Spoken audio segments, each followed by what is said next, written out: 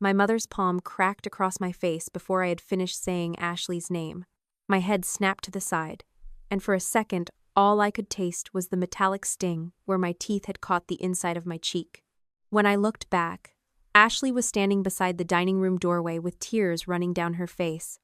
One hand wrapped around her wrist like I had tried to break it. Dad was holding up her phone.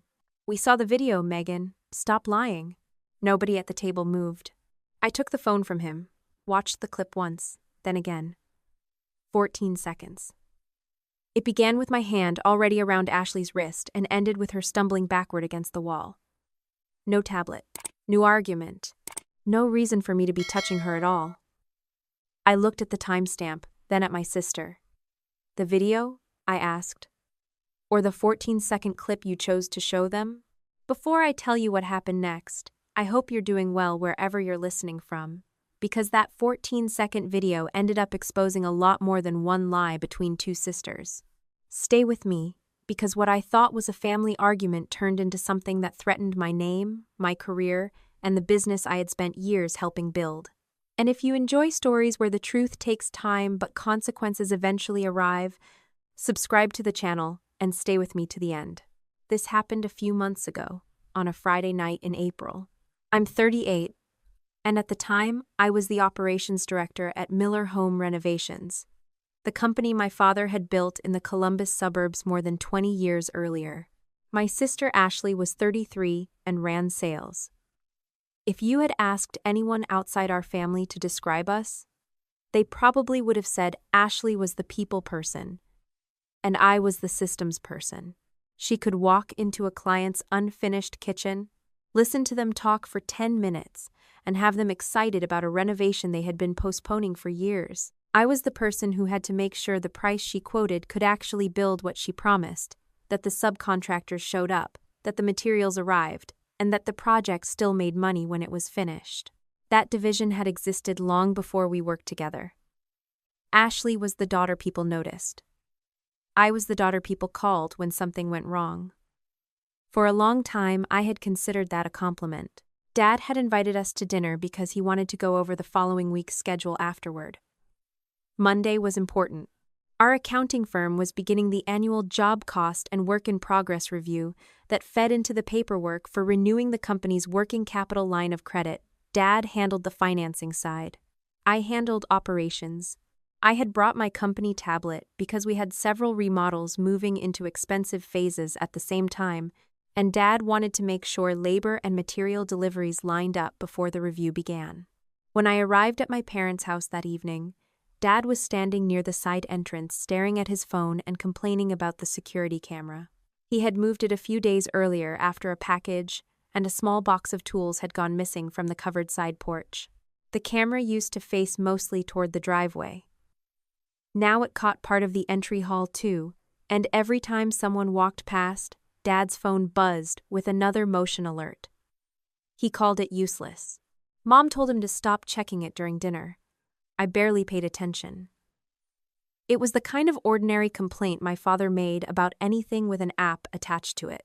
Dinner itself was normal at first. Mom had made roast chicken, potatoes, and green beans. Ashley spent most of the meal talking about a couple who had signed a large kitchen remodel with us that week. Dad was impressed. He always liked hearing about new sales, especially when Ashley told the story, because she made every contract sound like proof that the company was moving forward. I listened, asked 2 questions about cabinet allowances, and stopped when Ashley rolled her eyes and told me she had already handled it. That kind of exchange between us wasn't unusual. What happened 40 minutes later was, we had finished eating when Dad asked me to pull up Monday's schedule. I set the tablet on the end of the dining table and opened the project dashboard. While I was answering a question about a plumbing subcontractor, a new email notification appeared at the top of the screen. I only saw the vendor's name and the beginning of the subject line before Ashley reached across me and picked up the tablet. "That's my client," she said. "It's my tablet. I just need to check something." She stood before I could take it back and walked toward the hallway. At first, I thought she was being childish. Ashley had always hated when I looked too closely at one of her projects before she was ready to talk about it. I followed her because the tablet contained company information, and because I had seen enough of the subject line to know the email was about an invoice. By the time I reached the hall, she had the email open. "What are you doing?" I asked. "Nothing." I watched her thumb move toward the screen. "Ashley, give it back." She tapped the corner of the email, trying to close it. I reached for the tablet. She turned her body away and held it against her side. "Seriously?" I said. "Give me the tablet." She laughed, but there was no humor in it. "You always have to know everything, don't you? It's company property, and it's logged into my account." "God, Megan, listen to yourself." I held out my hand. "Give it back." She looked past my shoulder for a second. At the time, I thought she was checking whether Mom or Dad could hear us. I didn't understand why that glance mattered until later. Then she said, "Come on, do what you always do when you think you're right." That stopped me. What is that supposed to mean? She shifted the tablet behind her. I stepped closer. "Ashley." She refused to hand it over. I reached around her for it. She grabbed the edge with both hands. I took hold of her wrist with my left hand, pushed it away from the tablet, and pulled the tablet free with my right. I didn't punch her. I didn't slap her. I didn't shove her into a wall. But I did grab her wrist, and I did use enough force to get my work device out of her hands. The instant I had it back, Ashley stepped away from me. Her expression changed so quickly that I remember staring at her. "What is wrong with you?" she whispered. Before I could answer, she burst into tears. Mom came out of the dining room first. Dad followed. Ashley was crying hard by then, holding her wrist and telling them I had attacked her because she had asked one question about work. I started to say, "That's not what happened." Mom hit me. She didn't ask what Ashley had been doing with my tablet. She didn't ask why I had followed her into the hallway. She didn't ask why Ashley had my device in the first place. She hit me. Dad didn't raise his voice. Somehow, that made it worse. He looked disappointed, like he was the reasonable one in a room where both daughters had embarrassed him. Then Ashley said, "I recorded it." That was when Dad took her phone. The clip he showed everyone started with my fingers around Ashley's wrist. In the video, Ashley said, "Let go of me." I pulled the tablet toward myself. She stepped backward. The clip stopped. 14 seconds. Anyone who saw only that could believe I had cornered my younger sister because I was angry. Mom clearly did. When I pointed out the timestamp, Ashley said she had started recording when she realized I was out of control. I looked at her phone again. "Then show us the beginning." "That is the beginning." "No, it isn't." Mom rubbed her forehead. "Megan, enough." I turned to her. My cheek was still hot. "No. You don't get to say enough after hitting me because of a video you haven't even questioned." Her face tightened. Ashley started crying harder. Mom looked at her instead of me. "Both of you handled this badly." I remember how calm I became when she said that. Not peaceful, precise. She took my work tablet, tried to close an email, recorded only the moment I took it back, showed you the edited piece, accused me of attacking her, and you slapped me before asking one question. Those things are not equal.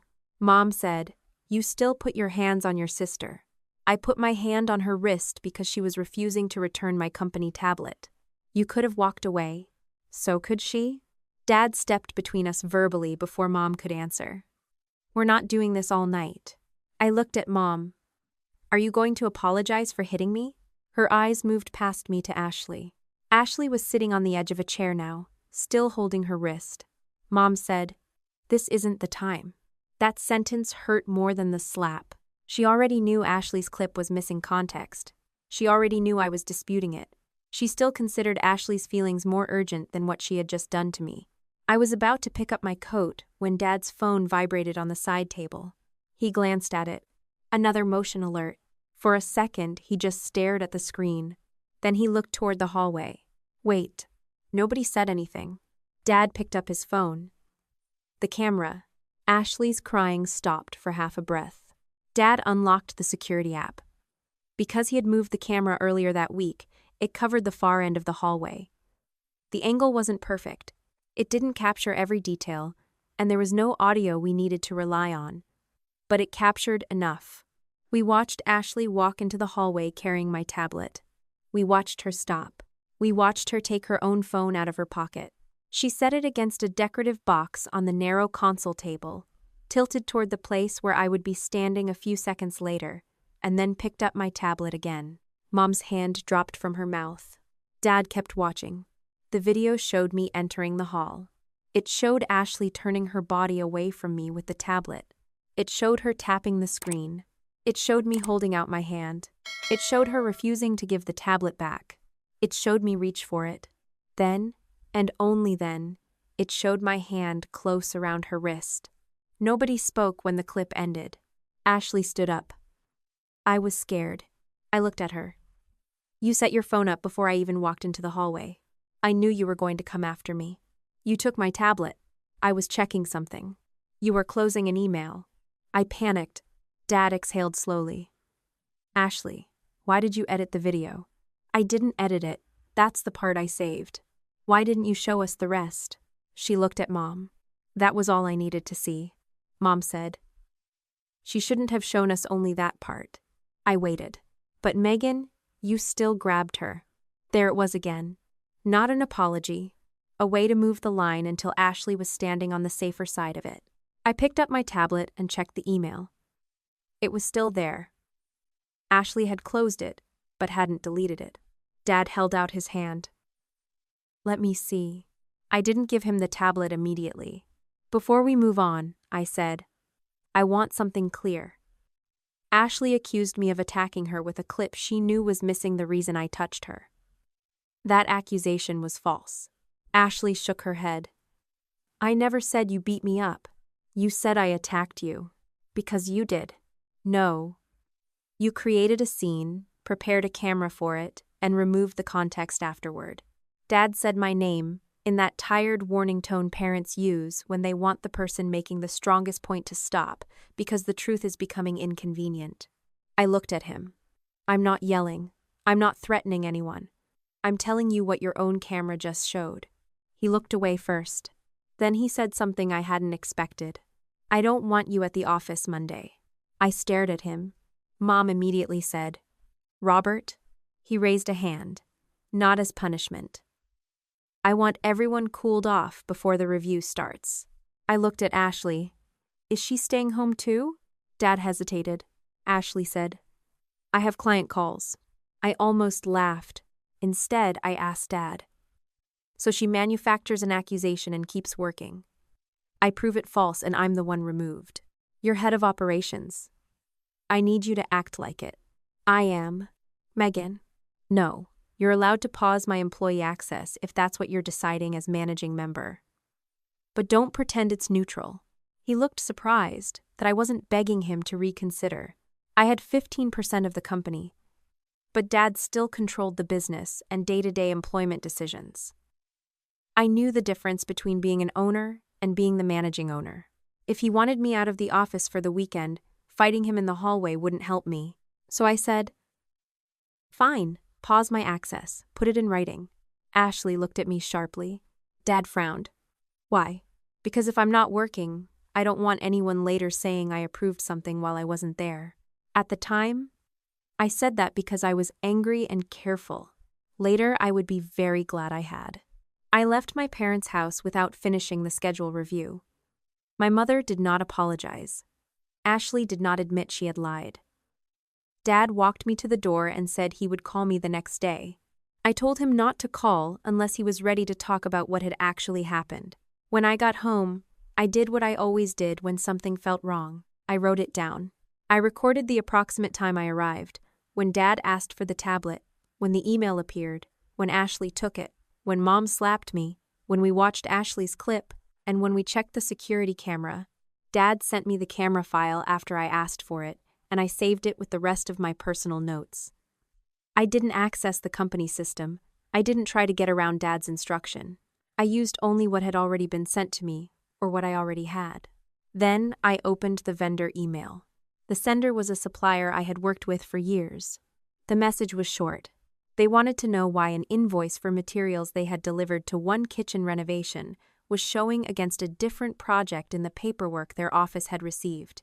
I read the address of the project listed on the invoice. Then I read it again.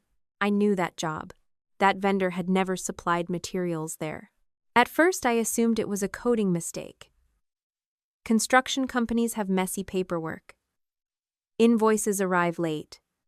Change orders cross weeks. Costs get entered under the wrong job and corrected later. None of that automatically means someone is stealing or committing fraud. But Ashley hadn't reacted like someone worried about a clerical error. She had taken my tablet. She had tried to close the email. She had set up her phone before I entered the hallway. She had made sure that if I reacted physically to her refusing to give my tablet back, there would be a version of that moment where only my reaction existed. And 3 days later, our accounting firm was scheduled to begin reviewing the job cost and work in progress package our lender used when deciding whether to renew the company's line of credit. I sat at my kitchen table with the email open in front of me and finally asked the question I should have asked the moment Ashley reached for my tablet. Why did my sister need me out of the office before Monday? I woke up at 6:12 the next morning without an alarm, which annoyed me more than it should have. Saturdays were usually the quietest part of my work week. The few hours when nobody was calling from a job site and I could look at the following week before it started moving. For years, I had made coffee, opened the scheduling dashboard, and worked through Monday's problems while the rest of the company was still asleep. That morning, I carried my coffee to the kitchen table, opened my laptop, and got as far as the company login page before I stopped. Dad had told me not to work. More importantly, he had told me he was pausing my employee access. I could have tested whether he had actually done it yet, but I didn't. If something was wrong inside the company, the last thing I needed was Ashley later saying I had gone back into the system after being told not to. I closed the login page and opened the folder where I kept the weekly reports that had already been emailed to me during the normal course of my job. That restraint mattered more than I understood at the time. I had spent most of my adult life believing that if I knew how to fix something, I should fix it. I didn't call that control. I called it competence. On that Saturday morning, though, competence meant knowing when not to touch anything. I started with the vendor email from the night before. The supplier was Buckeye Stone and Tile, a company we had used on dozens of kitchens and bathrooms around central Ohio. The invoice number was familiar because I had approved delivery logistics for that order 2 weeks earlier. The materials had gone to the Whitmore Kitchen, one of Ashley's larger sales that spring. The paperwork attached to the email, however, showed the cost coded against a different project, a whole house remodel in Worthington that had nothing to do with Buckeye Stone and Tile. I called Mark Reynolds, our account representative there, a little after 8. I had his number because I had coordinated deliveries with him for years. I was careful about how I phrased the call. Hey Mark, it's Megan Miller. I had a question about invoice 4827. I'm not asking you to change anything. I just want to make sure I'm remembering the delivery correctly. He laughed lightly. That's the Whitmore order, right? Quartz perimeter, Walnut Island, backsplash tile? That's what I thought. Did anything from that invoice go to the Worthington job on Highgate? There was a pause while I heard keyboard clicks in the background. No, different order entirely. Why? I saw it attached to Highgate in some paperwork. Then somebody coded it wrong on your end. We delivered everything on 4827 to Whitmore. Signed by your site lead. That's all I needed. Megan, is there a problem? I don't know yet. That was the truth. One misapplied invoice could happen. An administrative mistake was still the most ordinary explanation. And I forced myself to hold on to that possibility even after what Ashley had done. I thanked Mark, wrote down the time of the call, and went back to the reports already saved on my computer. The first thing I checked was the Whitmore job. On paper, it looked excellent. Ashley had sold it aggressively, but the projected gross margin was still higher than several comparable kitchens we had completed that year. The labor estimate looked normal. Cabinet costs were where I expected them to be. Stone and tile, however, were strangely low. I found the weekly report from 2 Fridays earlier and compared it to the latest one. The Whitmore job had gotten healthier without any obvious reason. A $12,000 material cost disappearing from one project would certainly help with that. Then I opened Highgate. Highgate was one of mine operationally, though I hadn't sold it. It had started as a strong project with healthy pricing and a disciplined client. The latest report showed its material costs creeping higher. Not catastrophic, but enough to eat into margin. I pulled the next week's report, then the week before that, then another. I found a second Ashley project with surprisingly low material spending and a separate project absorbing a plumbing invoice that didn't make sense. The plumbing company had worked at both addresses, so that one could still have been legitimate. Then I found a cabinet freight charge sitting against a basement renovation that hadn't ordered cabinetry. By 9:30, I had 3 anomalies. By 10:15, I had 6. I still didn't have proof that anyone had deliberately moved costs. What I had was a pattern that was becoming harder to explain as ordinary bookkeeping noise. The reason that mattered before Monday wasn't because moving an invoice from one project to another somehow erased company expenses. It didn't. If Miller Home Renovations spent $12,000, the company had still spent $12,000, no matter which job carried the cost. What changed was the picture of each individual project. Our lender cared about that picture because construction and remodeling companies live and die on work in progress. A project that looked 30% complete and comfortably profitable required one kind of cash. A project that was actually underwater required another. If enough costs were sitting on the wrong jobs, the work-in-progress schedule could make our backlog and cost to complete look healthier than they really were. Monday's review wasn't a raid or some dramatic investigation. Our CPA firm did it every year before the bank renewed our working capital line. They looked at active jobs, margin, backlog, estimated completion costs, and the overall health of what we had promised clients versus what it would cost us to finish.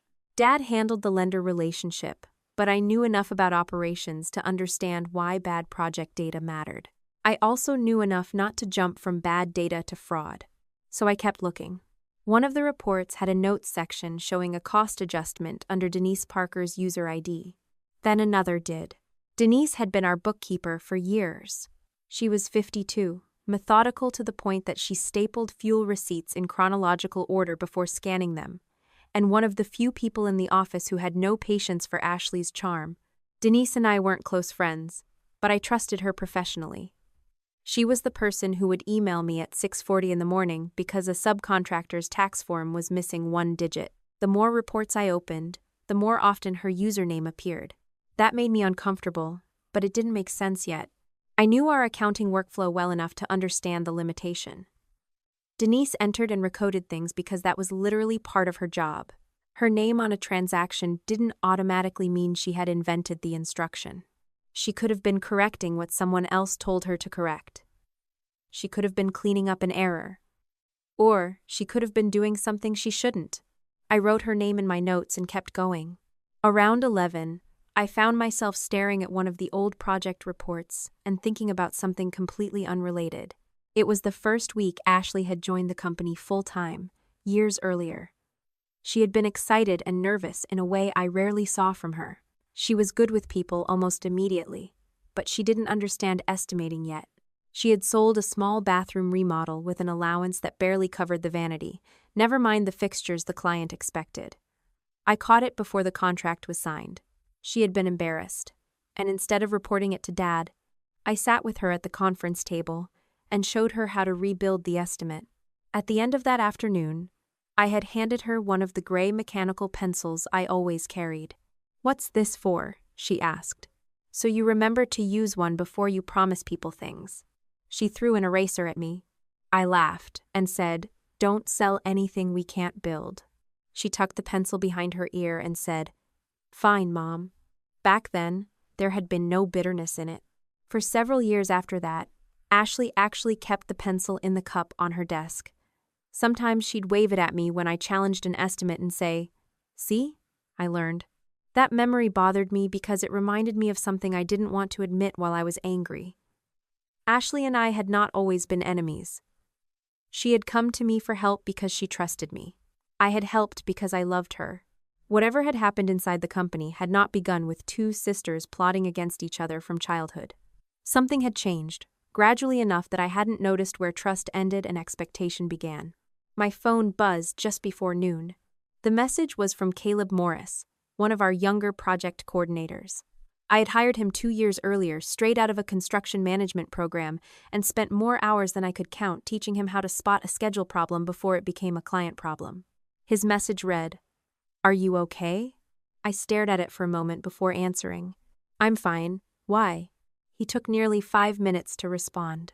"Ashley said you were taking some time off because you've been under a lot of stress." I leaned back in my chair.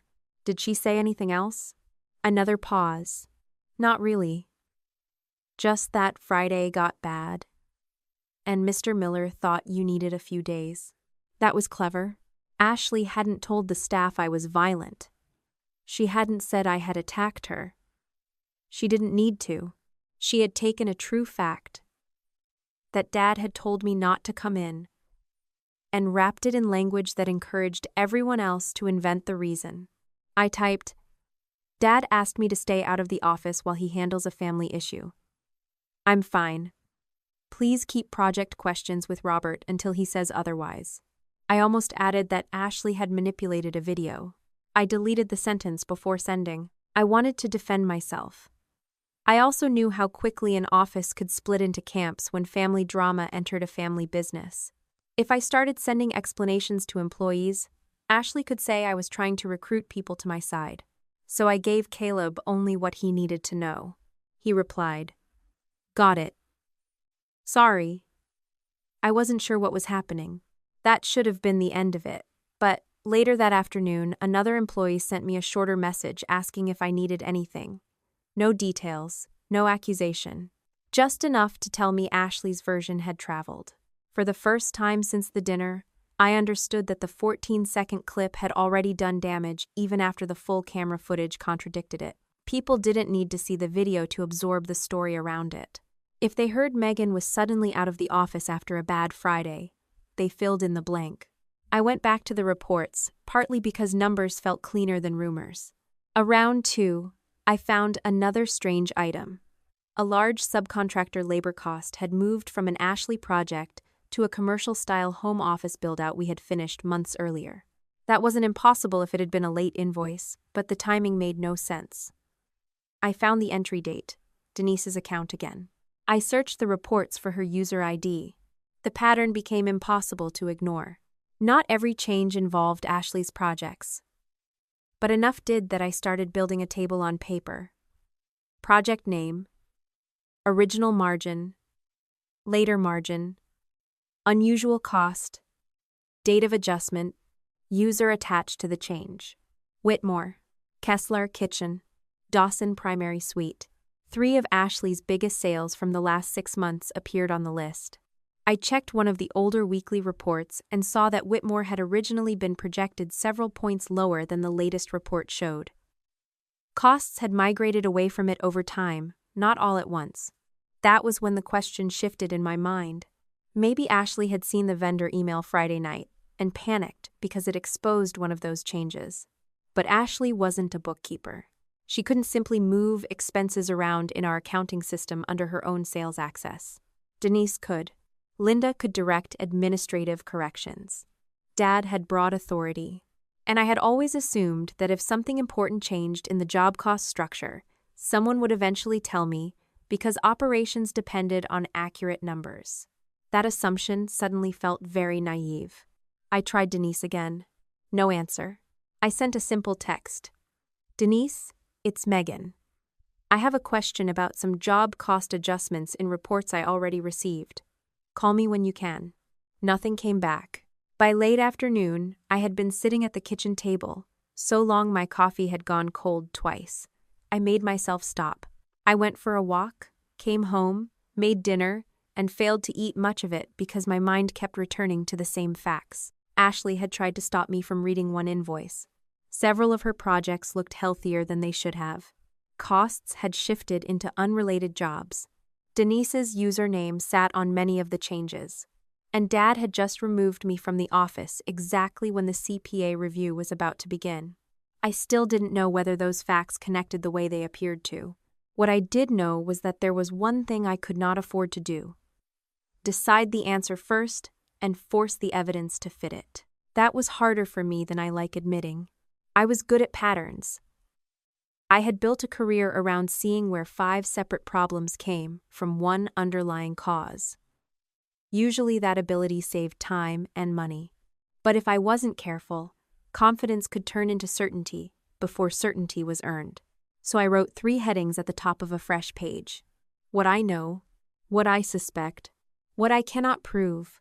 Under what I knew, I wrote that Buckeye Stone and Tile had delivered materials to Whitmore, not Highgate. I wrote that multiple reports showed costs sitting on projects where they did not obviously belong.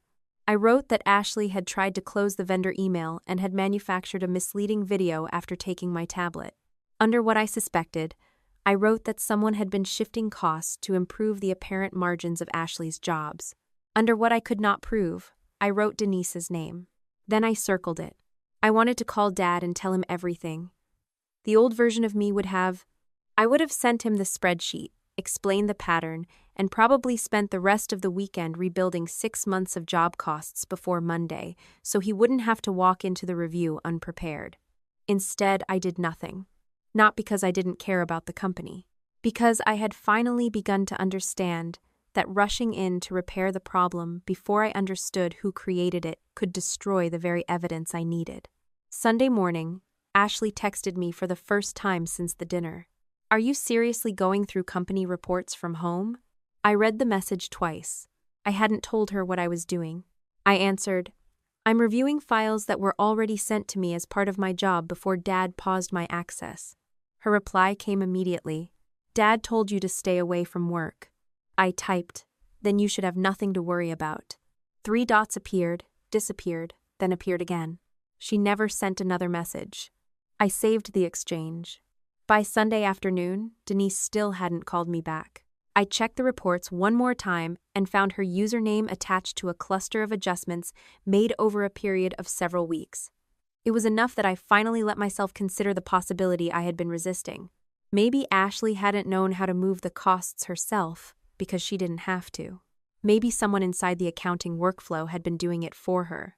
And for the first time since my sister had put her phone on that hallway table, I wondered if Ashley had help from someone I trusted. By Sunday night, Denise still hadn't called me back, and that silence was starting to feel louder than the numbers. I knew she wasn't obligated to answer me on a weekend, especially after Dad had effectively pulled me out of the office, but Denise was not casual about work. She answered messages at odd hours, corrected tiny discrepancies nobody else noticed, and once drove 20 minutes back to the office because she couldn't remember whether she had locked a filing cabinet. If she saw a message from me mentioning job cost adjustments, I expected at least a short reply. Instead, there was nothing. I told myself not to turn that into guilt. People got sick. People had families. People ignored work on Sundays because normal people understood boundaries better than I did. Even so, I checked my phone more often than I wanted to admit. Dad called a little after 7 that evening. He skipped hello and went straight to, "I need you to stay home tomorrow." I assumed that was still the plan. "This isn't punishment. You said that Friday." He sighed. "The CPA team is coming in at 8. I don't want family tension mixed into the review." I looked at the notebook on my kitchen table, where I had separated what I knew from what I suspected. "Is Ashley going in?" There was a pause long enough to answer me before he actually spoke. "She has client calls. So yes." "Megan." I asked a factual question. "Sales doesn't stop because the 2 of you had a fight." I almost corrected him. It hadn't been a fight.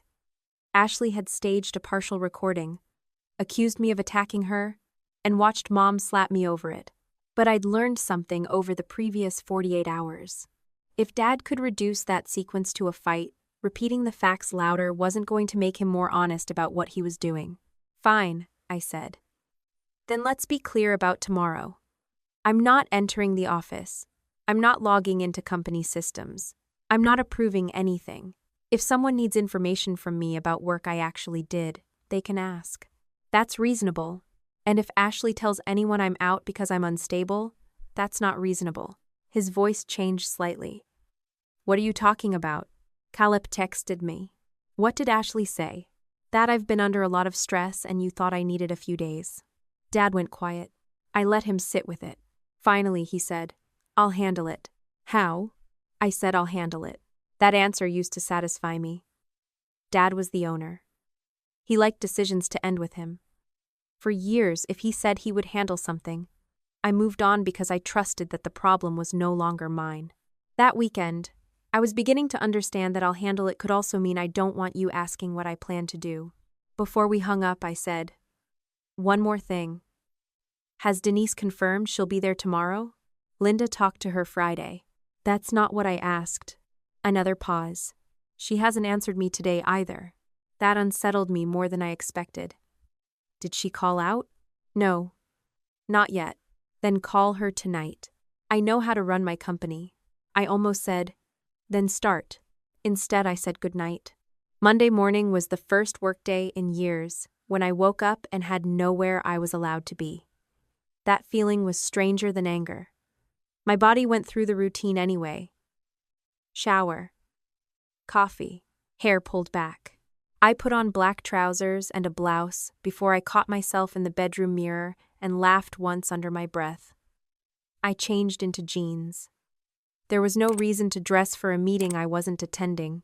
At 8:15, I received an email from someone named Daniel Reeves at the accounting firm we used. I knew his name from prior year-end work, but he was not someone I dealt with regularly. His message was brief and formal. Robert had authorized him to contact me to clarify several project-level items because my name appeared in the operations files tied to the review. He asked whether I was available by phone later that morning. That was useful for two reasons. First, it meant Dad had not completely shut me out of anything carrying my name.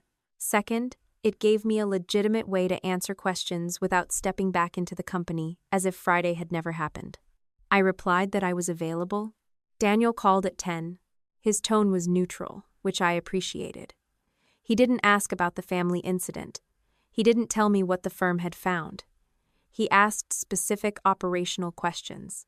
"Did you approve the schedule extension on Dawson?" "Yes." "Did that change labor assumptions?" "Not materially." "Did you authorize the additional cabinet freight on Kessler?" "No." "Did you request a plumbing cost transfer from Whitmore to Highgate?" "No."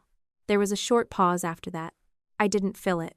Daniel said, "Do you recall reviewing any job cost recoding instructions for those projects?" "No." If I approved a project adjustment, it would usually come through operations notes or a documented change order discussion. I don't remember approving those. "Do you have supporting records?" "I have weekly reports and project emails that were already sent to me before my access was paused. I can provide anything Robert authorizes you to receive. Don't send anything yet. I'll confirm scope with him." That answer reassured me. He wasn't treating me like a co-investigator. He was doing his job. I wasn't entitled to his work papers just because I owned 15% of the company or because the records involved my department. I could answer for my actions. The rest belonged to the review. Before ending the call, Daniel asked one last question. "Do you know whether Denise Parker typically enters coding adjustments based on written instructions or verbal instructions?" "Both," I said. "But if it's something unusual, she tends to want a record. Text, email, usually email. Sometimes Linda texts her if they're both moving fast." Daniel thanked me and ended the call. That question stayed with me. I had been treating Denise's user ID as if it represented Denise's intent. But an account showing who entered something did not tell me who told them to enter it. At 11:30, Caleb texted again. This time the message was shorter. "Sorry if I was weird Saturday." I heard more context. I stared at those 4 words. "What context?" He replied, "About the video." I didn't know it was cut. I typed, "Who told you?" There was a long pause. Mr. Miller said there had been a misunderstanding and that people shouldn't speculate. I understood what that meant. Dad had corrected enough of the story to stop open gossip without actually saying Ashley had manipulated the clip. I wrote, "Thanks for telling me." Caleb replied almost immediately, "I should have asked you before assuming. That apology should have made me feel better. It didn't." I remembered the first year Caleb worked for us, when a subcontractor tried to blame him for a scheduling failure that wasn't his. I had spent half an hour pulling delivery logs and call records because I didn't want a 23-year-old employee to learn that the loudest person in a dispute automatically won. I had told him then that if something mattered, we checked the timeline before assigning blame. Now he had heard that I was under stress, seen that I was suddenly absent, and filled in the rest. I didn't resent him exactly. He was young. He worked for my father. Ashley had been in the office while I hadn't. But it was the first moment I understood that evidence could clear a fact without clearing a reputation.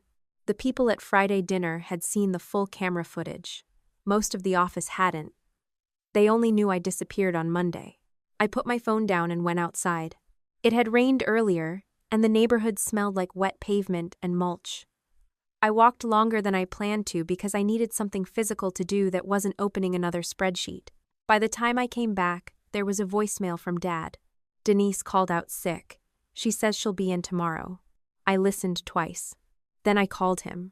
Did you speak to her? Linda did. Did you? No. Why not? Megan, she's sick. Maybe. You think she's pretending? I think her user ID is attached to enough unusual adjustments that I'd like to hear from her directly. Dad's tone hardened. What exactly have you been doing? Reviewing reports that were already sent to me. I told you to stay away from work. You told me not to work. You didn't tell me to forget everything I know. Don't start conducting your own investigation. I'm not. Then stop calling employees. I called one vendor to confirm an invoice. And I texted Denise once. That was technically accurate, but I could hear how defensive it sounded. Dad said, "Let Daniel do his job." I intend to. Good. Then, almost as an afterthought, he said, Linda thinks Denise has been acting strange for weeks. I stopped pacing. What does that mean? I don't know. Tense? Defensive. About what? Ask your mother. Is Ashley saying the same thing? Another pause. She said Denise has been difficult. That bothered me. Not because Ashley and Linda agreed. Because they agreed too neatly. When did Ashley say that? This morning. Before or after Denise called out? Megan. Before or after? After. I closed my eyes. Don't let people build a story around Denise just because she's not there to answer it. Dad exhaled. You were the one who said her account was on the changes. I said her account was on them. That's not the same thing. That distinction had taken me less than 24 hours to learn, and Dad less than 10 seconds to ignore. I got Denise's reply late that afternoon. I'm sick, I'll talk when I'm back. Nothing else. I wrote, understood. Hope you feel better. I didn't push. Tuesday morning, Denise still didn't go in. Dad texted me at 9:15. Still sick. I replied with a thumbs up, then immediately regretted how childish it looked. I put the phone away. Daniel called at noon with 3 more operational questions. Again, he did not tell me what he had found. Again, he asked whether I had authorized specific reclassifications. I hadn't. The third one was from a project I had barely touched. Are you certain? He asked. Yes. Why? Because I was in Cincinnati that day at a supplier meeting, and I wasn't handling that job. Do you have that on a calendar? Yes. Keep it. Don't send anything until I request it through Robert. That was the first time the situation moved from uncomfortable to personal in a different way. A cost adjustment I did not remember had apparently been connected somehow to my name strongly enough for the CPA to ask me about it. I still did not know whether that meant someone had written that I approved it, or whether my operations role was simply attached to the project. Daniel wouldn't tell me, and I didn't ask him to violate his scope, but I wrote the date down. That afternoon, I called Denise again. No answer. I sent one text. I need to speak with you when you're able. This isn't about blaming you. Some records are being linked to my name, and I need to understand how instructions were given. An hour later, she responded. Not over text. Then she sent another message. Tomorrow. Coffee shop on Henderson. 9. I arrived 15 minutes early. The coffee shop was nearly empty except for a man working on a laptop near the window and 2 women talking quietly at the far end. I chose a table where no one could easily overhear us. Denise arrived at 9:07. She didn't look sick. She looked exhausted. Her hair was tied back badly. She wore no makeup, and there were dark circles under her eyes. She carried a canvas tote bag but no laptop. She sat across from me without ordering anything. "You shouldn't be doing this," she said. "Doing what?" "Meeting me. You asked to meet. You shouldn't be calling vendors either." That caught me off guard. "Who told you I called a vendor?" She looked at me. I understood. "Ashley." Denise rubbed both hands over her face. "This is exactly why I didn't want to talk." "Then let's make it simple. I have weekly reports showing multiple project cost adjustments under your user ID. I have one vendor confirming an invoice was assigned to the wrong project. I have the CPA asking whether I authorized recodings I don't remember approving." Denise's expression changed at the word authorized. I leaned forward slightly. "Did you move those costs?" She looked toward the window. "Denise. Some of them." "Why?" "Because I was told to." "By Ashley?" "No." That answer came too fast. "Bedad?" "No." "Then Linda." She didn't respond. That was enough for me. I felt something inside me lock into place. "How long?" "Megan. How long has my mother been telling you to move costs between jobs?" Denise's mouth tightened. "You came here saying this wasn't about blaming me." "It's not. I'm asking what happened." "It sounds like you've already decided what happened." I was irritated enough that I didn't hear the warning in that sentence. "Your account is on the entries. Because I'm the bookkeeper. You knew those projects weren't connected. Sometimes. And you did it anyway." She looked at me sharply. "You think this is simple because everything is simple from your chair." I felt my back straighten. "My chair? You see a number in the wrong place and assume the person who touched it is the problem." "I haven't assumed anything. I'm sitting here asking you." "No. You're sitting here presenting a case." That was when I realized my notebook was open in front of me. Dates written down, invoices listed, questions arranged in order. To me, it was organization. To Denise, it probably looked like an interrogation. I closed it. "Okay," I said. "You're right about that. Start wherever you think I should start." Denise studied me for several seconds. Then she said, "You think being the person who fixes everything means you're the person who sees everything." I didn't answer. It stung because it was close enough to something I had already begun to suspect about myself. She went on. "You run operations. You know jobs, schedules, vendors, labor. You don't sit beside me when Linda comes in at 4:30 and says a change order got posted late and I need to move a cost until the paperwork catches up." "Did that happen?" "Yes." "Was that all that happened?" "No." Her voice had gone quieter. I waited. Denise looked down at her hands. At first it was normal cleanup. Wrong code, late invoice, costs tied to the wrong phase. Then there were projects where Linda wanted expenses moved because the job was going to look terrible before a client payment came in. "Which projects?" She ignored the question. I told her we shouldn't keep doing it. She said it was temporary. "Did you believe her?" "Sometimes." "Denise." She looked up. "Did Ashley know?" "I don't know everything Ashley knew." "That's not an answer. It's the only honest one I have." I forced myself not to press harder. "What did Linda tell you?" Denise gave a humorless laugh. "That you knew." For a second, I thought I had misheard her. She said what? That you'd already seen the margins. That operations knew the costs were being shifted temporarily. That you'd reconcile it after the next client payment, or after the change orders posted. I never told her that. I know that now. Why would you believe her? Denise's expression hardened again. Because she's your mother. Because she runs the office. Because she has been sitting next to your father for 20 years. Because every time something gets messy in that company, somebody says, "Megan will straighten it out," and then somehow you do. I sat very still. There was no accusation in the last part. That made it worse. How many times did she use my name? I don't know. Approximately. A lot. I looked away because I needed a second before asking the next question. "Did you ever see anything from me in writing?" "No." "Email?" "No." "Text?" "No." "Then why didn't you ask me?" Denise's face tightened. Because I should have. That answer took some of the anger out of me. She wasn't asking me to excuse her, she continued. I told myself I was following instructions. Then I told myself it would get cleaned up. Then I started keeping copies of some of Linda's messages because I didn't like how often your name was being mentioned. I looked back at her. Message? Texts, emails, coding instructions. Do you still have them? Some. Why didn't you bring them? Because I didn't know whether I was meeting Megan the sister, Megan the operations director, or Megan the owner. That was fair. And now? I still don't. I thought about that. Then I said, today, you're meeting the person whose name may be sitting on decisions she never made. Denise nodded slowly. I can live with that. I wanted to ask for every message immediately.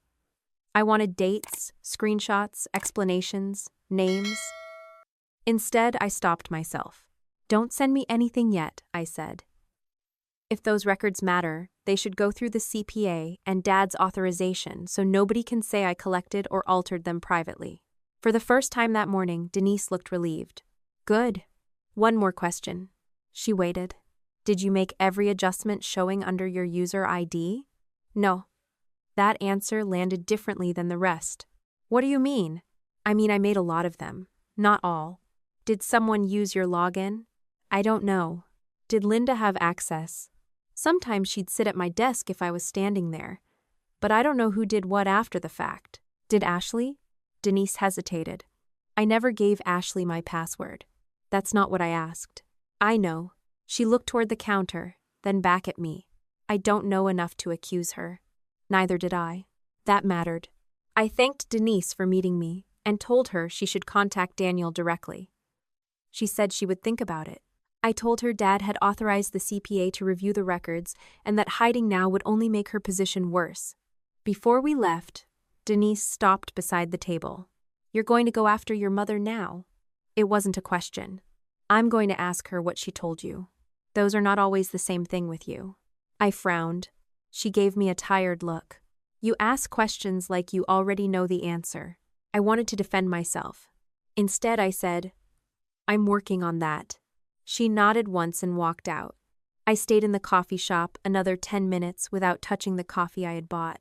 The meeting had answered one question and created several worse ones. Denise had recoded costs. Linda had instructed at least some of it. My mother had repeatedly used my name to make those instructions sound legitimate, and Denise claimed some entries under her user ID might not even have been hers. But the sentence I kept hearing wasn't about accounting. Every time something gets messy, somebody says Megan will straighten it out. I had heard versions of that my entire adult life. Dad said it when a subcontractor walked off a project. Mom said it when Ashley forgot a family commitment. Ashley said it when she oversold a timeline. I had treated it as proof that people trusted me. Sitting there, I began to wonder whether trust was the wrong word. I took out my notebook and crossed through one line I had written Saturday. Denise may be helping Ashley hide losses. Below it, I wrote something more accurate. Denise followed instructions she should have challenged. Linda gave some of those instructions. Ashley's exact role still unknown. Then I added one more question. Why was my mother telling people I approved things I had never even been asked about? I didn't know yet how much of the answer belonged to Linda, how much belonged to Ashley, or how far back it went. I only knew that the problem had just moved out of the accounting office and directly into my family. I left the coffee shop with more certainty about what had happened and less certainty about who, exactly, had decided it should happen. That was an uncomfortable combination for me. I liked clean lines. If a subcontractor missed a deadline, I wanted to know whether the schedule was wrong, the materials were late, or somebody simply failed to show up. If a project was losing money, I wanted the number that explained why. Denise had given me facts, but she had also forced me to admit that I had been trying to turn those facts into a finished answer too quickly. She had followed instructions she should have questioned. Linda had given at least some of those instructions. Ashley's projects had benefited, but the fact that Denise's username appeared on the entries did not mean Denise had designed the system, and the fact that Linda had told her I knew did not yet tell me why my mother had decided my name was useful enough to borrow. When I got home, I opened my notebook and rewrote the page I had started the previous weekend. I crossed out the sentence where I had written that Denise might be helping Ashley hide losses and replaced it with something narrower. Denise entered recodes after Linda instructed her. Denise believed I had been informed. Denise knew the process had become improper, but continued anyway. Linda used my name as reassurance. Ashley's exact role remained unproven. It felt almost embarrassingly simple once I wrote it that way. I had spent years telling younger managers not to confuse a pattern with an explanation, and then the moment my own name appeared in a problem, I had nearly done exactly that. I also added 3 questions at the top of a clean page. Who benefited? Who had authority? Who actually knew? Denise had given me those categories without intending to. The person who typed a change into a system was not necessarily the person who wanted it made. The person who benefited from a change was not necessarily the only person who understood it. And authority inside a family business did not always follow an organization chart. That last part was something I had known in theory and avoided examining in practice. I thought about calling Mom immediately. I didn't, partly because I was angry, and partly because I had learned enough by then to know that anger could make me ask questions in a way that gave people room to hide behind my tone. I waited until the following afternoon, after Daniel from the CPA firm had called with another set of narrow questions, and after I had confirmed that nothing new had been entered under my access since Dad paused it. Then I called Mom and asked if she would meet me without Dad or Ashley. She hesitated. Why? Because I want to ask you about the bookkeeping instructions you gave Denise. The silence on the other end lasted less than 2 seconds, but it changed the whole conversation. Mom said, Denise has no business discussing company matters with you. That's not an answer. What did she tell you? Enough to know you told her I was aware of cost transfers I never approved. Mom exhaled. Megan, this is complicated. Then, meet me and explain it. She wanted me to come to my parents' house. I refused. I didn't want Ashley walking into the conversation halfway through, and I didn't want Dad turning it into another attempt at family peace. We agreed on a small cafe near a shopping center where Mom sometimes met friends after church events. She arrived before me and had already ordered tea by the time I sat down across from her. She looked tired, but not frightened. That mattered to me. If she had walked in panicked, I might have believed she had only just realized the size of the problem. Instead, she looked like someone who had spent several days deciding how much she could admit without admitting too much. I put my bag beside my chair and didn't take out my notebook. Mom noticed. You're not taking notes? I can remember a conversation. She gave me a look that would have been funny in another context. That's not what Denise thinks. So she called you. She called your father. After I told her she should talk to the CPA, Mom's mouth tightened. You shouldn't be dragging employees into this. I didn't drag Denise anywhere. I asked why entries under her account didn't make sense. And she immediately blamed me. She admitted what she did. Mom looked away. That was the first moment I understood she was not going to deny everything. I asked, how many of Ashley's projects did you move costs out of? Mom picked up her tea, then put it back down without drinking. They weren't moved out permanently. That wasn't my question. It was temporary. How many? She sighed. A few. What does a few mean? Megan. 3? 5? 10? You're making it sound worse than it was. I don't know how bad it was yet, because nobody will answer a number with a number. She sat back. Some jobs were waiting on client payments. Some change orders had been approved verbally but weren't posted yet. There were timing issues. On Ashley's jobs? Mostly. Why? Because she had several projects hit at once. Hit by what? Mom's expression sharpened. You know how this business works. I know exactly how this business works. That's why I'm asking. She looked at me for a long moment and finally said, some of the estimates were too tight. That was the first honest sentence she gave me. Too tight meaning underpriced. Somewhat. How much? I don't know off the top of my head. Enough that you started moving costs. Mom's eyes dropped to the table. I asked, did Dad know? Not the details. Did Ashley? She knew some projects were under pressure. Did she ask you to move costs? Mom shook her head too quickly. Not like that.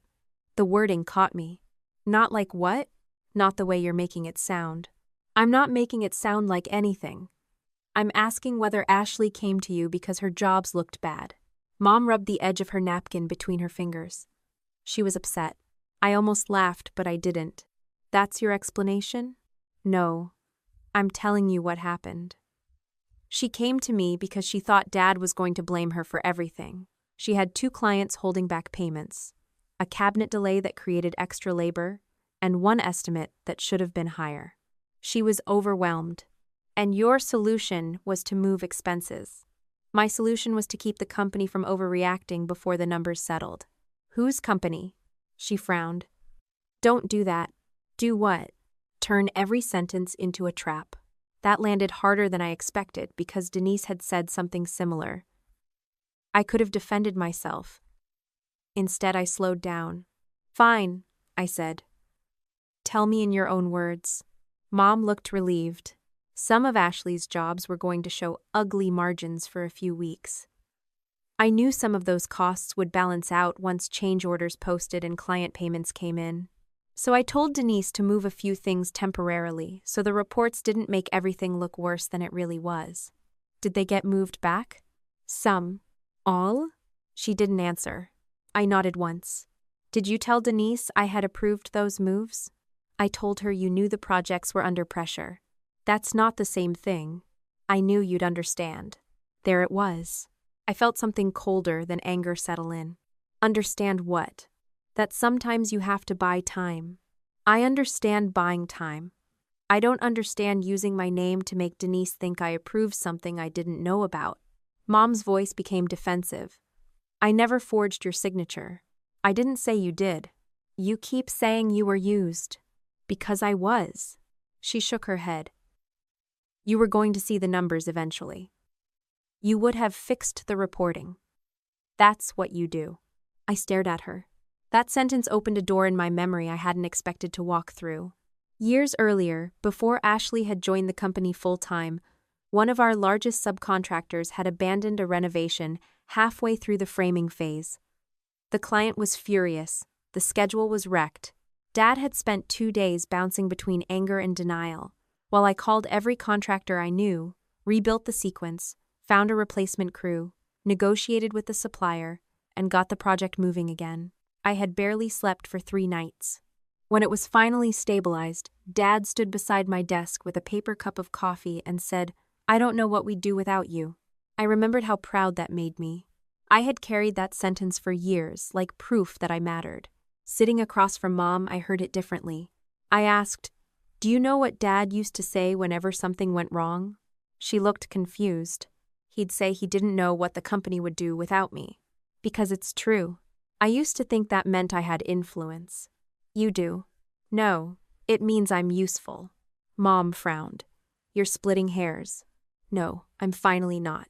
She leaned forward. Megan, your father respects you more than anyone in that company. Then why am I the one he removed while Ashley kept taking client calls? Because you're the one who can handle stepping away for a few days. I almost smiled at how perfectly she proved my point. Exactly. Mom looked irritated.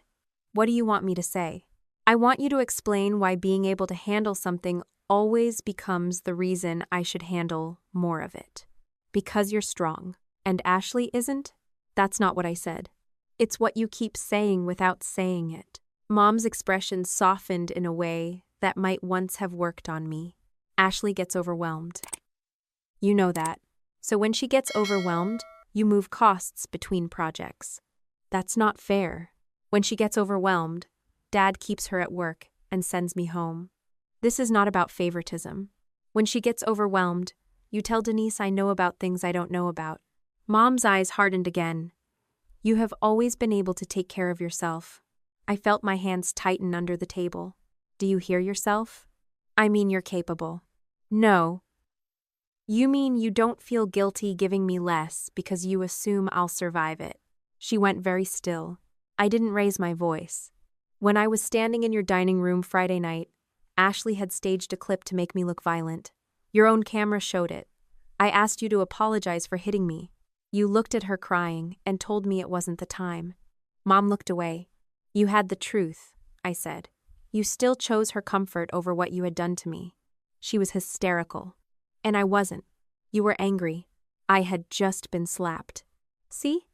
This is what I mean. You can handle difficult things. Ashley spirals. I sat back. For a moment, I genuinely didn't know what to say, because she believed that was an explanation in her favor. Finally, I asked, when did being strong become the reason I deserved less protection? Mom opened her mouth, then closed it. The noise of the cafe around us suddenly felt very loud. Cups on saucers. Someone laughing near the counter. A blender starting behind us. Mom looked down at her hands. I never said you deserved less. You didn't have to. She was quiet for a long time. Then she said, I was trying to keep this family from tearing itself apart. By making sure Ashley never has to absorb the full consequence of anything? That's cruel. It's a question. She made mistakes. So did I. Not the same kind. Why does that mean I pay for hers? Mom's face changed. I never asked you to pay for them. Then why was my name part of the instructions? She didn't answer. That was the point where I stopped trying to make her understand the whole pattern in one afternoon. I had spent years believing that if I explained something clearly enough, the other person would eventually see the logic. Sometimes they didn't fail to understand. Sometimes they understood and simply preferred the arrangement. I asked one last question. Did Ashley know you were telling Denise I had approved these moves? Mom shook her head. I didn't say you approved them. I said you knew. Did Ashley know you were using my name at all? I don't know. That answer sounded more honest than most of what she had given me. I stood. Mom looked up quickly. That's it? For now. What are you going to do? Keep answering the CPA's questions. Make sure my name isn't attached to decisions I didn't make. And the company? Dad runs the company. You own part of it. 15% doesn't make me responsible for hiding what the other 85% doesn't want to look at. Her expression tightened. Your father didn't know. Then he gets to decide what he does once he does. Megan, please don't turn this into something bigger. I looked at her. I'm not the one who made it bigger. I left before she could answer. Daniel called me the next morning. By then, I had stopped expecting his calls to be routine. I need to verify a date with you, he said. Go ahead. March 17th. Were you in the office that afternoon? I checked my calendar even though I already remembered. No. I was in Dayton with our cabinet supplier. Left Columbus around 7:30 that morning and got back after 6. Did you access the project management system remotely? No. Any reason someone might document that they reviewed a cost reallocation with you that day? My stomach tightened. What exactly does the note say? Daniel paused, probably deciding how much he was allowed to tell me. Reviewed with Megan. Approved temporary reallocation pending change order posting. I stared at the wall across from my desk. I never reviewed that. You're certain? Yes. Do you have documentation of where you were? Calendar invite, supplier emails, probably fuel receipt. Keep them. I will. There was a silence. I asked. Was that note entered on March 17th? No. That was worse. When was it entered? I can't discuss the full sequence yet. Robert has authorized us to expand the review, and we're preserving the relevant version history. I sat up straighter. Version history. Yes. I remembered the argument years earlier after we paid the same invoice twice. I had insisted we enable and retain transaction history on the project platform, so corrections didn't simply overwrite what had been there before. Dad complained about the cost. Ashley made a joke about me running a federal investigation every time someone moved a decimal point. We kept the feature anyway because I refused to approve the new workflow without it. I didn't tell Daniel any of that yet. I just asked, is my name on other notes? I need to verify before I answer that. Understood. He hesitated. Megan, until we complete that, don't contact anyone about specific entries unless Robert or I ask you to. I won't. After we hung up, I sat with the phone in my hand for a while. Mom's explanation had been bad enough. She had used my reputation to reassure Denise that temporary cost shifting was acceptable. I could believe that she had told herself I would understand later. It was unfair, but it fit the way she thought. The note Daniel read to me did not fit that explanation.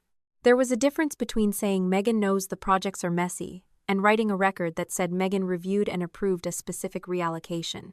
One was an assumption, the other was documentation, and whoever had written it had done so after the day it supposedly described. That changed the problem. I no longer had only a mother who had borrowed my credibility. Somebody was building a paper trail. By the time Daniel called me again that Thursday morning, I had stopped thinking of the strange entries as bad bookkeeping and started thinking of them as a sequence. That distinction mattered. A bad number could be corrected. A bad sequence usually meant someone had made one decision, then another to protect the first, then another to make both of them look intentional. Daniel still wouldn't give me his full working papers, and I didn't ask him to. What he did give me were questions tied to dates, projects, and supposed approvals carrying my name. The first had been the March 17th note from the day I was in Dayton. The second was attached to the Kessler kitchen. It said I had reviewed a temporary cost shift during a morning coordination meeting. There had been a coordination meeting that day, but I hadn't attended it. I had spent the morning at a job site in Dublin dealing with a tile installer who had discovered the shower framing was out of square. Could someone have called you from the meeting? Daniel asked. They could have. Nobody did. Any chance you discussed that specific cost later? No. What makes you certain? Because if somebody had told me they wanted to move $14,000 out of a job instead of correcting the estimate, I would have asked why. Daniel was quiet for a moment. Then he asked, would you have documented that? Probably. At minimum, there'd be an email or an operations note. We haven't found one. I wrote that down, though he hadn't asked me to. The third entry bothered me most because of when it appeared. It was tied to a plumbing reallocation on the Dawson project. According to the note, I had supposedly agreed that the cost could sit temporarily on another job until a client payment cleared. What date? I asked. Daniel told me. I looked at the calendar on my laptop. That's impossible. Why? That's this past Saturday. Another pause. Dad had told me Friday night not to work. By Saturday morning, my employee access had been paused. Daniel asked, did you have any access to the project system that day? No. Did you speak with anyone about the Dawson adjustment? No. Text? Email? Phone? No. This time, I didn't have to search my memory. I had spent Saturday at my kitchen table with reports that had already been sent to me. I had spoken to the vendor. I had texted Denise. I had answered Caleb. I had not approved a plumbing reallocation, and I certainly had not entered anything into a system I had deliberately refused to access. Daniel, I said, was that note created Saturday? I can tell you it was added after the original transaction. By whom? I'm not ready to answer that. Because you don't know? Because we're still verifying. That distinction mattered too. I leaned back in my chair and stared at the notebook open beside me. March 17th could be explained away as somebody documenting a conversation incorrectly. The Kessler note could be sloppy shorthand. Saturday could not. Whoever wrote that note had attached my approval to an event after I had been formally removed from employee access. How many of these are there? I asked. We're still identifying them. More than 3? Daniel did not answer directly. That was answer enough. After the call, I opened the email Dad had sent me Friday night, confirming that I was to stay away from the office and that my employee credentials would be paused until further notice. At the time, I had insisted he put it in writing, mostly because I was angry and didn't want him later pretending I had voluntarily taken time off. Now the timestamp on that email became something else. If a record said I had approved a transaction after Dad had formally cut off my access, the company's own paper trail contradicted itself. I forwarded nothing to myself because I already had the email in my personal inbox. I simply saved it in the folder with my timeline. Then I did something that would have been almost impossible for me a week earlier. I stopped. I didn't start calling project managers. I didn't ask Caleb, who had been in the office Saturday. I didn't message Denise for guesses. I didn't confront Ashley. I knew enough now to understand that if somebody had been writing my name into records, my job was not to make them panic and clean up after themselves. My job was to keep my own actions clean. Dad called around noon. Daniel says there are some notes you dispute. That's one way to put it. What does that mean? It means at least one note says I approved something after you had already paused my access. He sighed. Could have been entered late. The transaction could have been entered late. The note says, I approved it Saturday. Maybe somebody meant you approved the general approach. Did I? You've approved temporary reallocations before. Not like this. Dad became irritated. Megan, people use shorthand. They don't write a deposition every time they move an invoice. I'm aware. Then don't turn sloppy notes into a conspiracy.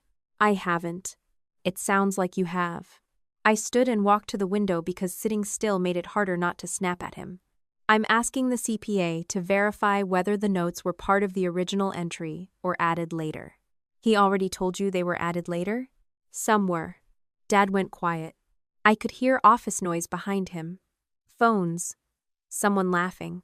A printer running. The company was moving without me, and the old part of my brain immediately started wondering who was handling Friday inspections and whether the Johnson cabinetry had arrived. I pushed the thoughts away. Dad said, You know how many things get cleaned up after the fact? Yes. Then let's wait until Daniel finishes. I agree. That seemed to surprise him. That's it? What did you expect? I don't know. Another accusation. I don't have to accuse anybody. The records either support my approval or they don't. He muttered something under his breath. Then he said, I'm coming by later. Why? Because we need to talk. I nearly told him we were talking. Instead, I said, Fine. He arrived at my house a little after 5 with 2 coffees from the place near our office. Dad had always done that when he wanted a conversation to feel less formal than it was. For years, a coffee in his hand had meant he was about to ask me for something while pretending we were just catching up. I noticed that immediately. That didn't mean I refused the coffee. He came into the kitchen and looked around as if my house had changed since the last time he'd been there. It hadn't. He set 1 cup in front of me and sat down. How's your cheek? I almost laughed. It's Thursday. I know. It's fine. He nodded. The apology he still hadn't offered sat between us for a few seconds. Then Dad said, The review isn't going well. There it was. I wrapped both hands around the coffee but didn't drink. How badly? We don't know yet. Then what do you know? Several jobs aren't where I thought they were. Because costs were moved? Partly. Because the jobs were underpriced? He looked at me. That was another answer. I asked, How many? Daniel is still working through it. Dad. Several. Mostly Ashley's? His jaw tightened. Mostly. I waited. He finally said, I need you back. The old reaction came so fast it embarrassed me. Relief. Not because I had been dying to return to the office. Because hearing him say he needed me touched the exact part of me that had been trained for years to stand up whenever someone shouted my name. What do you mean by back? Operations is getting messy. Monday schedules had holes. We have 2 clients asking questions about delays. Caleb is doing what he can, but he doesn't have your experience. Daniel needs job history. I need somebody who can tell me what's real without spending 3 days finding it. That was all true. Dad wasn't inventing the problem.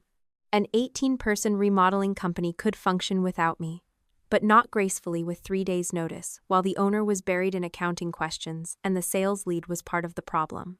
Projects didn't stop because a family had imploded. He continued, Come in tomorrow. Help Daniel get clean numbers. Take control of operations again. We fix the immediate problem first, then we deal with the rest. There was a time when that sentence would have worked instantly. Fix the immediate problem first. It was practically the Miller family motto. I looked at Dad. What happens to Ashley if I come back? His expression changed. We're talking about the company. I know what we're talking about. Ashley isn't touching accounting. That isn't what I asked. Her access to financial reports is being limited. Is she still doing sales? For now. Is she still meeting clients? Yes. Has she admitted she staged the video? Dad rubbed the bridge of his nose. Megan. Has she? No. Has Mom apologized for hitting me? This is bigger than Friday night now. That's exactly why I'm asking. He stared at me, frustrated. What do you want me to do? Fire your sister before Daniel finishes the review? No. Then what? I want to know whether you're asking me to return because you finally understand there's a structural problem, or because you need me to hold the structure up long enough that nobody else has to deal with it yet. Dad leaned back. You're making this philosophical. I'm making it practical. The employees didn't do anything to you. I know.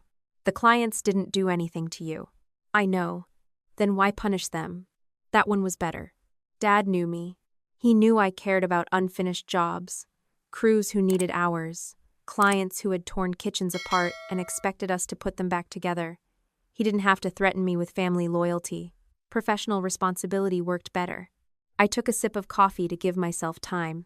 I won't punish them, then come back. I'll answer Daniel's factual questions. I'll answer transition questions from the team. If there's a client commitment that only I can clarify, I'll clarify it. Dad's shoulders loosened slightly. But I'm not taking operations back tomorrow. His expression hardened again. Why? Because nothing has changed. We're in the middle of changing it. No. You're in the middle of discovering it. He opened his mouth, but I kept going. If I walk back in tomorrow, I know exactly what happens. I rebuild schedules. I identify bad estimates. I sit with Daniel until the numbers make sense. I call vendors. I calm clients. I absorb the mess. And while I'm doing that, Ashley keeps selling because you're not ready to decide what to do with her. That's not fair. It's exactly what you just asked me to do. I asked you to help the company, and I'm telling you what help I will give. Dad looked down at the coffee cup in his hands. Then he said, I don't know what we'd do without you. The sentence hit me so strangely that I almost didn't respond. There it was again. Years earlier, after I had rescued a project, those words had felt like recognition. Now I could hear the dependency inside them. I said, You need to figure that out. Dad looked up sharply. I'm serious.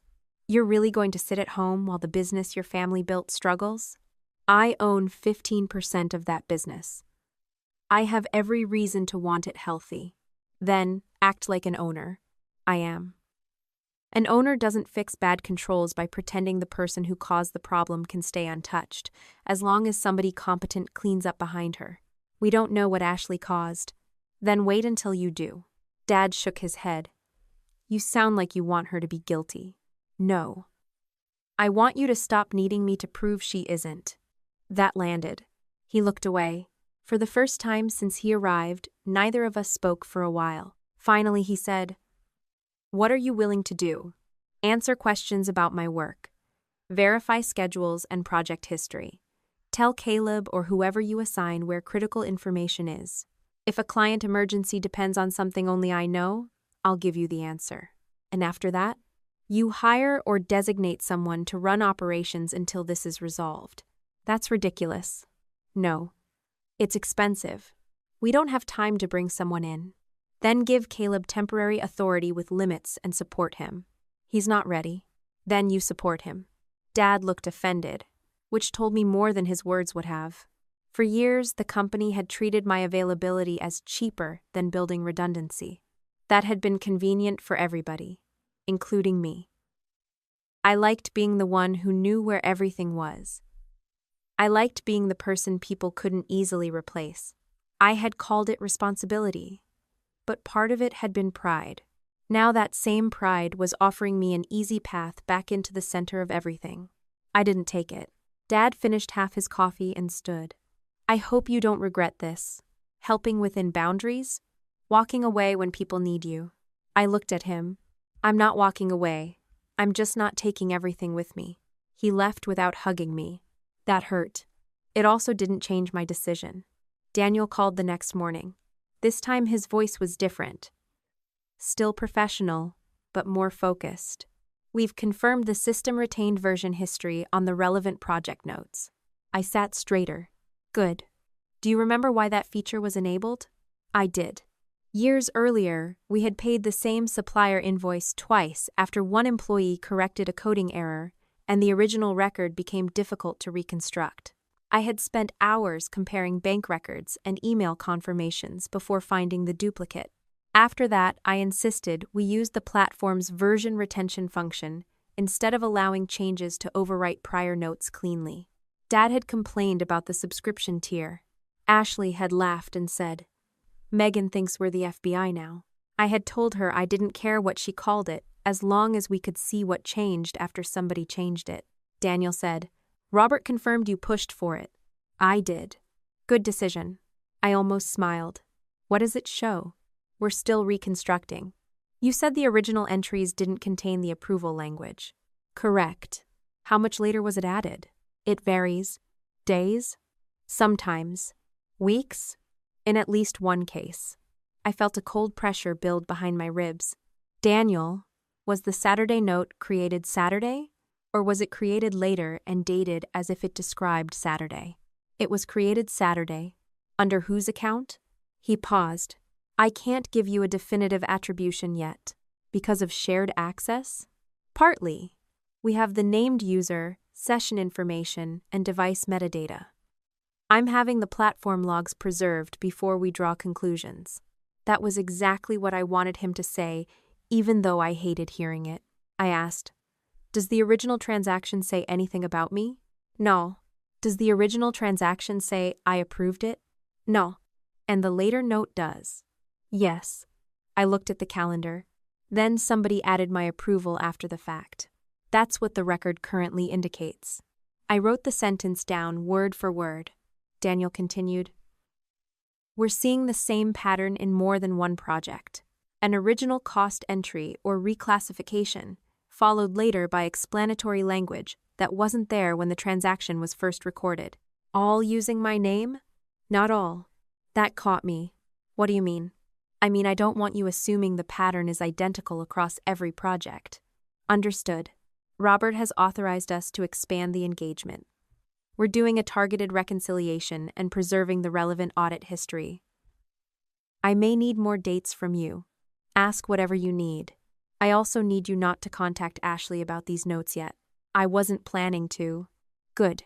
After we hung up, I sat at my kitchen table with the notebook open, and the coffee Dad had brought me the night before still remembered more clearly than I wanted. A week earlier, I had thought the worst thing Ashley had done was cut 14 seconds out of a hallway confrontation and use them to make me look violent. Now I understood why that trick had worked so easily. She hadn't invented a new strategy. She had taken an old family habit and made it visible. Keep the part where Megan reacts. Remove the part that explains why. Use Megan's reliability when it helps. Use Megan's name when it protects someone else. Assume she will fix whatever remains. I still didn't know who had added every note. I didn't know whether Mom had crossed from misleading Denise into deliberately documenting approvals that never happened. I didn't know how much Ashley understood about the records beneath her own projects. I refused to pretend I knew those answers, just because I was beginning to see the shape of the problem. But one fact no longer depended on anyone's interpretation. The original entries did not say I approved those reallocations. Someone had gone back later and added language saying that I did. Daniel called the next Monday just after 9 and asked if I could come to the office for a document review.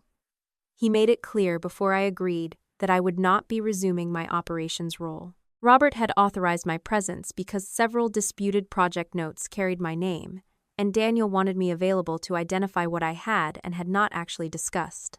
I appreciated the distinction. By then, every boundary mattered. I had no intention of walking through the front door, seeing 3 scheduling problems on the whiteboard, and accidentally becoming operations director again, because my body remembered the job before my judgment caught up. The office felt wrong without being unfamiliar. Caleb was at my old desk when I walked in, using the second monitor to compare 2 project schedules. He stood immediately. "Do you need this?" "No. Stay." He looked relieved and embarrassed at the same time. I put my bag in the small conference room instead. That mattered too. Ashley's office door was closed. I could hear her voice through it, bright and controlled, talking to a client about cabinet hardware as if the previous 10 days had not happened. For a moment, I felt the old irritation rise in me. I had been removed from work because of a lie she created, and she was still selling projects. Then I reminded myself why I was there. Not to punish her. Not to prove how unfair Dad was. To find out why records carrying my name had been altered after the original transactions. Daniel arrived with another CPA from his firm and 2 thick folders, though most of the information was on his laptop. Dad joined us a few minutes later. Linda came in last and sat at the far end of the table, with both hands wrapped around a paper cup. Ashley did not join us. I noticed that immediately. Daniel noticed me noticing. "This first session is about process," he said. "We're separating bookkeeping entries from later project notes and documenting who had access to which layer." Dad nodded. Linda said nothing. Daniel turned the laptop toward us. "If this gets too technical, stop me." "I will," I said. He opened the Whitmore project first. The screen showed the original accounting entry for the stone and tile invoice. It had been entered under Denise's bookkeeping account and coded to Highgate instead of Whitmore. Daniel pointed to the date. Original posting. Then he clicked into the project management side. A note had been added 4 days later. Temporary reallocation. Operations aware. Was that there when Denise entered the invoice? I asked. No. Who added it? Ashley's project management account. Dad shifted in his chair. Linda looked up. Daniel continued before either of them spoke. That does not mean Ashley made the accounting entry. Her account did not have permission to post general ledger transactions. She could add project notes, sales notes, client updates, and certain cost comments attached to her jobs. That fit what I knew. Ashley had never been able to go into the bookkeeping ledger and move money around herself. Daniel clicked again. A second note appeared 11 days after that. Reviewed with Megan. Temporary placement until change order clears. I stared at the words. Same account? I asked. Same named account. Dad frowned. Named account? Daniel looked at him. I want to be precise. The platform records the user account. We're also reviewing session and device metadata. Username alone tells us which credentials were used, not necessarily who physically typed every character. That was exactly the kind of answer I wanted, even though it was less dramatic than certainty. Do you have the device information? I asked. For some sessions, he pulled up another screen. The note had been added from a session authenticated using Ashley's company phone for multi-factor verification. The device fingerprint matched the laptop normally assigned to her. Dad leaned toward the screen, so she wrote it. Daniel held up one hand. It is strong attribution. It is not the same thing as me testifying that I watched her type it. I'm showing you the records we have. I looked at Dad. That's what verification looks like. He glanced at me but didn't answer. Daniel moved to the Kessler project. The pattern was similar but not identical. Original bookkeeping entry under Denise. Later explanatory note under Ashley's project account. Then a stronger note. Megan approved this approach during operations review. The note had been created on a Wednesday at 8:43 in the evening. Daniel looked at me. Where were you? Home. Could you have discussed the adjustment that evening? I could have discussed anything by phone. I didn't. Do you have a call or message from Ashley? I checked. No. Daniel nodded and entered that into his notes. Linda finally spoke. Ashley could have been summarizing something from earlier. I turned toward her. Then where's the earlier conversation? Linda's face tightened. I'm saying she may not remember the exact time. Daniel answered before I could. We're not relying on exact memory. We're checking whether there is contemporaneous support. Dad asked. And is there? Not so far. Daniel opened a third project. This time, the original note said nothing about Megan. 2 weeks later, someone had added, Linda confirmed operations was aware. A week after that, another note appeared. Megan approved temporary reallocation. I looked at the sequence. That's not one sloppy note. No, Daniel said. Someone kept strengthening the explanation. That is what the version history shows. Dad's mouth hardened. Linda looked pale. I thought about all the times people hear audit trail and imagine some perfect digital witness that says, Ashley did this, Linda did that, case closed. It wasn't like that. It was more tedious and more convincing at the same time. The software wasn't explaining motive. It was preserving sequence. First, a cost moved. Later, a vague explanation appeared. Then a stronger one. Then my name. That order told its own story. Daniel showed us another example where the later note had come from Ashley's account, but the device metadata was inconclusive because the session had been opened on a shared conference room computer. He marked that one differently. I don't want anyone leaving this room saying every Ashley account note is equally attributable, he said. I appreciated that more than I can explain. When people want a villain, they tend to flatten evidence until everything looks cleaner than it is. I wanted the truth. Even if the truth required different confidence levels for different entries, Dad asked. How many notes came from Ashley's account? Daniel gave him a number. It was enough to make the room go quiet. Not dozens. Not some absurd mountain of forged records. Enough. Enough across several of her worst-performing projects to establish that her account repeatedly added explanations after costs were moved. I asked, how many mentioned me directly? He gave a smaller number. How many of those are contradicted by my calendar or access status? At least 3 strongly. We're still reviewing the rest. Dad rubbed his face. Linda stared at the table. I felt something I had not expected. Not triumph. Grief. Because until that point, a part of me had still been holding on to the possibility that Ashley knew things were messy, but had not understood how my name was being used. Mom had been telling Denise I knew. Denise had entered the changes. Maybe Ashley only saw the final numbers. That possibility was getting harder to keep. Daniel closed one project and opened another. There's something else. He showed us the note field from a job called Bennett. The original bookkeeping entry had been entered by Denise. 2 days later, Ashley's account added. Linda requested temporary recode pending client payment. A week later, another note. Per Linda. Operations aware. I frowned. That's different. Daniel nodded. How? The earlier projects are building toward me. This one starts by emphasizing Mom. Linda looked up sharply. Why would it say that? Daniel didn't answer motive. He said, I'm only showing you the record. Dad looked at Linda. Did you request that recode? She hesitated. Possibly. That's not an answer. I handled a lot of those instructions. But did you tell Ashley to write this? No. The word came quickly. Daniel noted it. That was the first time I saw real fear cross Mom's face. Not because the record showed she had been involved.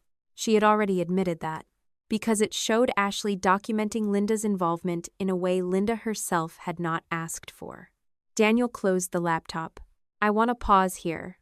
We're preserving the relevant project notes, login data, and communication records. Robert has authorized us to continue the targeted review. I don't want anyone editing existing notes, adding explanations, or attempting cleanup in the system. Dad said. Nobody touches anything. Linda nodded. I asked, does Ashley know we're looking at her account activity? Dad looked at Daniel. Daniel said, she knows the review has expanded. She has not been given a list of which notes we're focusing on. Good. Dad gave me a look. What? You sound pleased. I'm pleased nobody is being warned exactly which evidence matters before it's preserved. She's your sister, and my name is on records I didn't approve. Linda closed her eyes briefly. Dad said nothing more. The meeting ended after almost 2 hours. Daniel asked me to stay another 10 minutes to verify 2 dates. Dad left with Linda. I watched them cross the office through the conference room glass, walking close together but not speaking. When Daniel finished, I stepped into the hallway and nearly collided with Ashley. She stopped. For the first time since the dinner, we were alone. Her face was composed. Done investigating me? I'm not investigating you. She laughed quietly. Right. Daniel is reviewing company records. Because you pushed Dad into it. Because the records don't match. Ashley folded her arms. You always do this. Do what? Turn everything into a system problem. I looked at her. This is literally a system problem. You know what I mean. I did. She meant I took things apart until feelings had nowhere left to hide. Before I could answer, Caleb walked past us carrying a folder. Ashley waited until he was gone. Then she said, "You think every job is supposed to run exactly the way your spreadsheets say?" "No. I think when a job doesn't, the report should still tell the truth." Her jaw tightened. Clients change things. Vendors screw up. Costs move. That's business. Costs move for reasons. My approval doesn't move with them unless I actually gave it. You would have approved some of those anyway. That sentence was so close to Mom's logic that I felt my whole body go still. "What did you say?" Ashley looked away. "I said some of those changes were reasonable." "That's not what you said." She rolled her eyes. "Don't do the lawyer thing. I'm not a lawyer. You know exactly what I mean." I stepped closer, not enough to threaten her, just enough that she had to look at me. "You said I would have approved them anyway." She stared back. "Wouldn't you?" "No." "Really?" If Mom had explained the whole cash situation and Dad said we needed time, I might have approved a temporary operational plan. I would not have approved putting my name on a decision after the fact. Ashley exhaled and looked toward the conference room. "You're acting like someone forged a deed." "No. I'm acting like someone documented me, agreeing to things I never agreed to, because everyone knows how you operate." That hurt more than it should have. "Meaning? You fix things." I didn't respond. Ashley kept going. "If a job was in trouble, you would have figured out how to move through it. You always do. That's not permission." I didn't say it was. "You just implied it." She shook her head. "This is why nobody can talk to you. Because I listen to the words you actually say? Because you make everything sound criminal. I haven't called the police. I haven't accused you of theft. I haven't even told Daniel what conclusion to draw. Yet." I studied her. "Why did you take my tablet Friday?" Her expression changed slightly. "I told you." "No, you told Mom and Dad you were checking a client file." "I was." "Which one?" She didn't answer. The email wasn't a client file. I saw the vendor name. "So you knew what it was." "Everyone knows our vendors." "Then why close the email?" I panicked. "About what?" She looked at me with open irritation now. "About you finding one coding problem and blowing it up before anyone could explain." "One coding problem?" She didn't answer. I let the silence sit. That was something I was learning to do better. I used to fill silence with another question because I wanted progress. Silence made people reveal what they were trying not to say. Ashley looked toward her office door. Then she said, "You think Dad trusts you because you're smarter than everyone." "No." "Yes, you do." "What does that have to do with the note history?" "Everything." "Explain." She laughed again, but there was no humor in it. "Do you know what it's like to bring in a $300,000 project and have everyone celebrate for 10 minutes before you ask what could go wrong? I ask whether we can build what you sold." "Exactly. That's my job. You don't just do your job. You make sure everyone knows yours is the job that matters." That was unfair. It was also revealing. I said, "If that's how you feel, say that. But don't attach my name to decisions I didn't make." Ashley looked at me for several seconds. Then she said very quietly, "You always would have fixed it." Something inside me shifted. Not because it was a confession. It wasn't. Because it confirmed a mindset. What exactly did you think I would fix? Her eyes flicked toward mine. Then she stepped back. "I have a call." "Ashley." She opened her office door. I said, "Did you add those notes?" She stopped with one hand on the door. "Some." The answer was almost casual. I didn't move. "Why?" She turned around. "Because the reports needed context. False context. You would have understood." There it is again. "What?" "You're treating what you think I would have done as permission to say I did it." Ashley rubbed her forehead. "Oh my God, Megan." "No." "Answer me." I added notes so nobody looked at a temporary mess and acted like the company was falling apart. "Why use my name?" "Because you knew the projects." "That isn't approval." "I didn't think it mattered." "Then why did you need my name?" She stared at me. I watched her make a decision. The tears came first. Not dramatic sobbing. Her eyes filled, and her voice softened. I was trying to keep Dad from destroying everything over a few bad jobs. I didn't react. She waited for me to. When I didn't, the tears stopped being useful. Her expression hardened. You know what? Fine. I folded my arms. Fine what? Every time I messed up, you fixed it. Every bad estimate, every schedule problem, every client who wanted more than I promised. You'd complain. You'd tell me I should have known better, and then you'd fix it. I felt the words land one by one. Ashley continued. Why would I think this time would be different? There it was. The sentence I would remember longer than any number Daniel showed me. Not because it proved every entry. Because it told me how she had understood our entire relationship. I said, because this time you put my name on it. She looked away. And because Friday you tried to make Mom and Dad believe I attacked you. You grabbed me. You set up the camera first. I knew you'd come after the tablet. Then you knew exactly what you were doing. Her jaw tightened. I needed time. For what? To fix the projects. By Monday? To get through the review. That was the closest she had come to saying it clearly. I lowered my voice. You needed me out before the review. She said nothing. You thought if Dad believed I was unstable, he'd keep me away long enough for you to control the story. That's not what I said. You didn't have to. Don't put words in my mouth. The irony almost made me laugh. Instead, I said, You're right. I won't. That surprised her. I'll stick to what you actually did. Her face changed again. I walked away.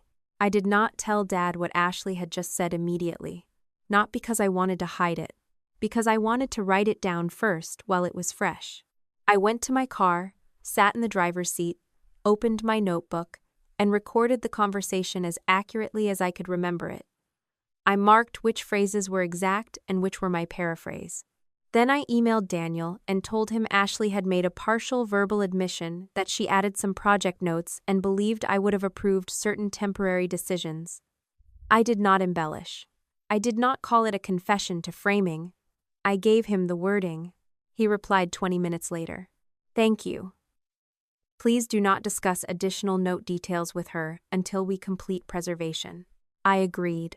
That afternoon, Daniel sent Robert a formal notice instructing everyone with relevant access not to alter or delete project records. My father forwarded it to the management group. It was the first company email I had seen in which Ashley and I were treated by the same rule. No exceptions. No family language. No, she's overwhelmed. Just preserve the records. I slept better that night than I had in almost 2 weeks. The feeling lasted until Tuesday morning. Daniel called before 8. I need to show you something. Is this another note with my name? No. That word changed the temperature of the call. What is it? We found a second pattern. I sat down. Explain. Several of the later explanatory notes emphasized that Linda personally directed the recoding. She did direct some of it. Yes. That's why it didn't stand out initially. But some were added after the original instructions and appear designed to make her role look broader than the source document's support. I thought of the Bennett note. Linda requested temporary recode. Same Ashley account? In multiple cases. Same device? Some MFA? Yes, in at least one. I felt my stomach tighten. Does Mom know? Not yet. Robert will be present when we review it. I leaned back slowly. For the first time, the shape of the evidence turned in a direction I had not expected. Up to that point, I had understood Ashley's logic even when I hated it. Keep her projects from looking bad. Use my reputation because everyone trusted my competence. Buy time. Let Megan fix the aftermath. It was selfish, manipulative, and deliberate. But the new pattern suggested something else. If the notes with my name failed, there was another explanation already waiting in the record. Mom told us to do it. Mom directed the recoding. Mom was responsible. I didn't know yet whether that was intentional or simply another version of Ashley adding context carelessly. I refused to jump ahead again, but the possibility was there. And once I saw it, I couldn't unsee it. Ashley had spent years assuming someone else would stand between her and consequences. First me, maybe, if that stopped working. Our mother. The meeting with Mom happened the next morning in Dad's office, and before Daniel had even opened his laptop, she tried to end the conversation for everyone. She sat beside Dad with her purse in her lap and said, "I think we're making this more complicated than it is." Her voice had the deliberate calm she used whenever she wanted a problem to become smaller by naming it smaller. I told Denise to recode expenses. I did that. Ashley didn't understand the accounting side, and Megan wasn't involved. If someone needs to take responsibility for those decisions, it should be me. Dad turned toward her sharply. But I didn't. I had expected something like that the moment Daniel told me the records were beginning to point back toward her. What surprised me was how quickly Mom offered herself up, almost as if she had been preparing the sentence overnight. Daniel rested his hands on the table. "Linda, I need to separate two issues. You have already acknowledged directing some recoding. That is documented. What we're reviewing now is whether later project notes accurately reflect who knew about those decisions and who added the explanations afterward." Mom's grip tightened around the handles of her purse. "I'm telling you I was responsible." Daniel nodded. "For some of it. That doesn't answer who created every later note." Dad looked from Daniel to Mom. "Linda, what exactly are you saying?" She turned to him with irritation instead of fear. "I'm saying I was trying to keep a few projects from looking worse than they were while we waited for payments and change orders. I told Denise what to move. Ashley was upset, and I handled it." I watched the word handled land between them.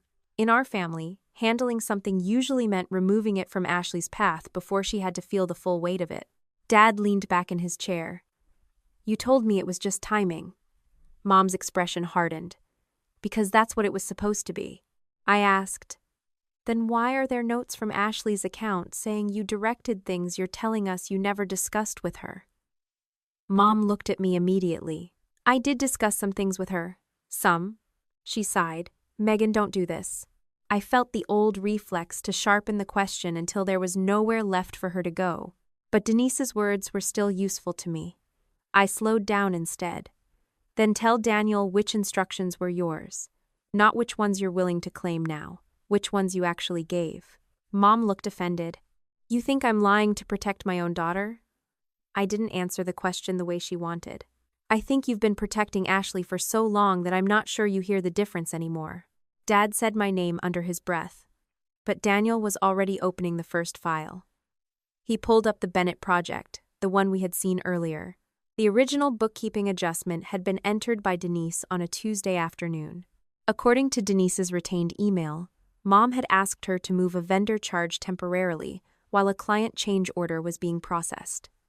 Mom nodded. "That one was mine." Daniel clicked to the later project note added 3 days afterward from Ashley's account. "Linda requested temporary recode pending client payment." Mom stared at it and said, "That's accurate enough." Daniel nodded and moved to the next line. 7 days later, Ashley's account had added, "Per Linda. Operations aware." I asked Mom, "Did you tell Ashley operations was aware?" Mom hesitated. "I may have said you would understand. That isn't the same thing." "I know." Daniel clicked to a third note, added several days after that. Linda confirmed Megan approved temporary placement. This time, Mom's face changed. "I didn't say that." Dad looked at her. "You're sure?" "Yes." Daniel asked, "Did you tell Ashley that Megan had personally approved the placement?" "No." "Did you tell Denise?" "No. I told Denise Megan knew the projects were having problems. I never told her Megan approved that specific move." I sat very still. That distinction was exactly what I needed from her, and I did not want to contaminate it by filling in motives she had not yet admitted. Daniel moved to another project. The pattern was similar but more revealing. Mom had sent Denise a text asking that a labor charge be held temporarily against a healthier job until a customer payment hit. The request was real. The later note from Ashley's account said Linda directed the recode. That was also broadly true. But several days later, another note was added, making Linda's role sound much larger. Linda instructed accounting to maintain reallocation through review. Mom shook her head before Daniel even asked. No. What part is wrong? He asked. I told Denise to move it temporarily. I never told anyone to leave it that way through the review. Daniel marked something on the printed worksheet beside him. Mom looked at Dad. Robert, I swear to you, I never said that. Dad's expression had gone gray around the edges. Then why is it there? Mom turned toward Ashley's empty chair as though she had forgotten my sister wasn't in the room. I don't know. Daniel did not let her sit inside that answer for long. He opened the user history. The stronger note had been created after 6 p.m, more than an hour after Mom had left the office according to the security badge records. It came from Ashley's project management account. The login session had been authenticated from Ashley's company phone. That did not prove what she had been thinking, but it eliminated the explanation Mom had been trying to give us, that she had simply sat beside Denise and dictated everything herself. Dad stared at the screen. Could Linda have called her? Daniel said, possible in theory. We have no call, text, or email supporting that instruction. Linda says she didn't give it. We also have a later pattern of similar notes added from Ashley's account. Mom looked at me as if I could somehow make the information mean less. I didn't. For a long time, she had been able to protect Ashley by taking the messy part of the story into herself. If Ashley missed a deadline, Mom explained why. If Ashley spent too much, Mom explained why.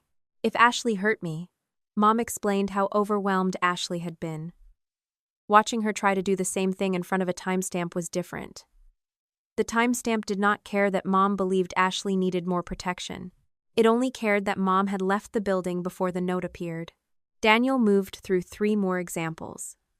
They were not identical, which made them more convincing. In one case, Mom had genuinely directed the original recode, but a later Ashley note exaggerated how long Mom wanted it to remain. In another, Linda had sent a vague instruction to hold this until we sort the change order, and Ashley later transformed that into a note implying Mom had made a deliberate review strategy. In a third, Mom had not communicated with accounting at all that day, yet Ashley's account later inserted a note saying Linda had confirmed the temporary placement. None of those entries alone proved a grand plan. Together, they made one simple explanation increasingly difficult to believe. Mom finally said, maybe she was trying to document what she thought I meant. I looked at her. She heard herself too. Dad rubbed both hands over his face. Linda. What? I'm saying she could have misunderstood. Daniel said, that's possible on one note. The review is about whether that explanation remains plausible across the sequence. Mom's eyes flashed. So you already decided? No, he said calmly. That is why we're going through the sequence. I watched her struggle with the difference between being accused and being asked to stop protecting an explanation. I had spent years doing something similar in a different way. When a project went wrong, I treated every problem as something I could solve if I found the right sequence.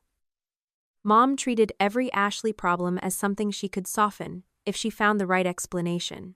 Both habits gave us a sense of control.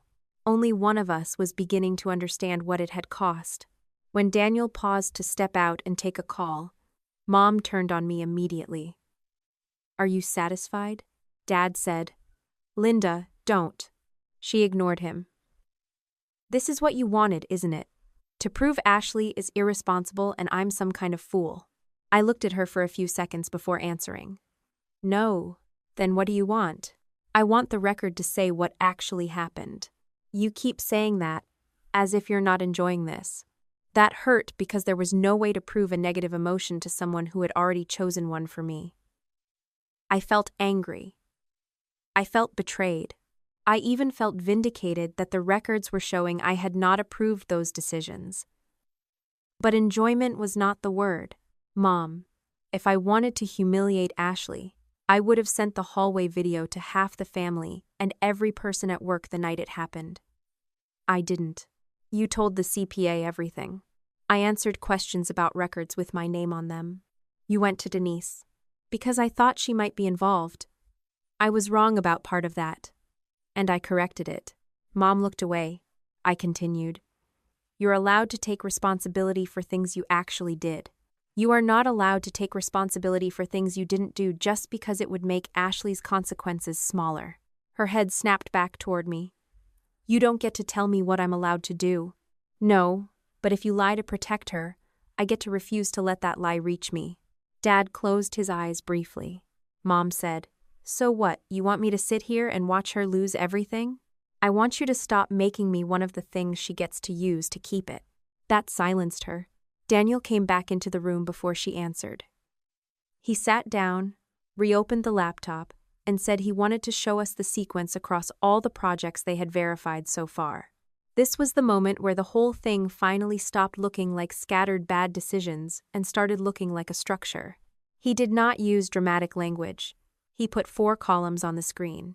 Original loss. Bookkeeping recode. Later, Megan explanation. Later, Linda explanation.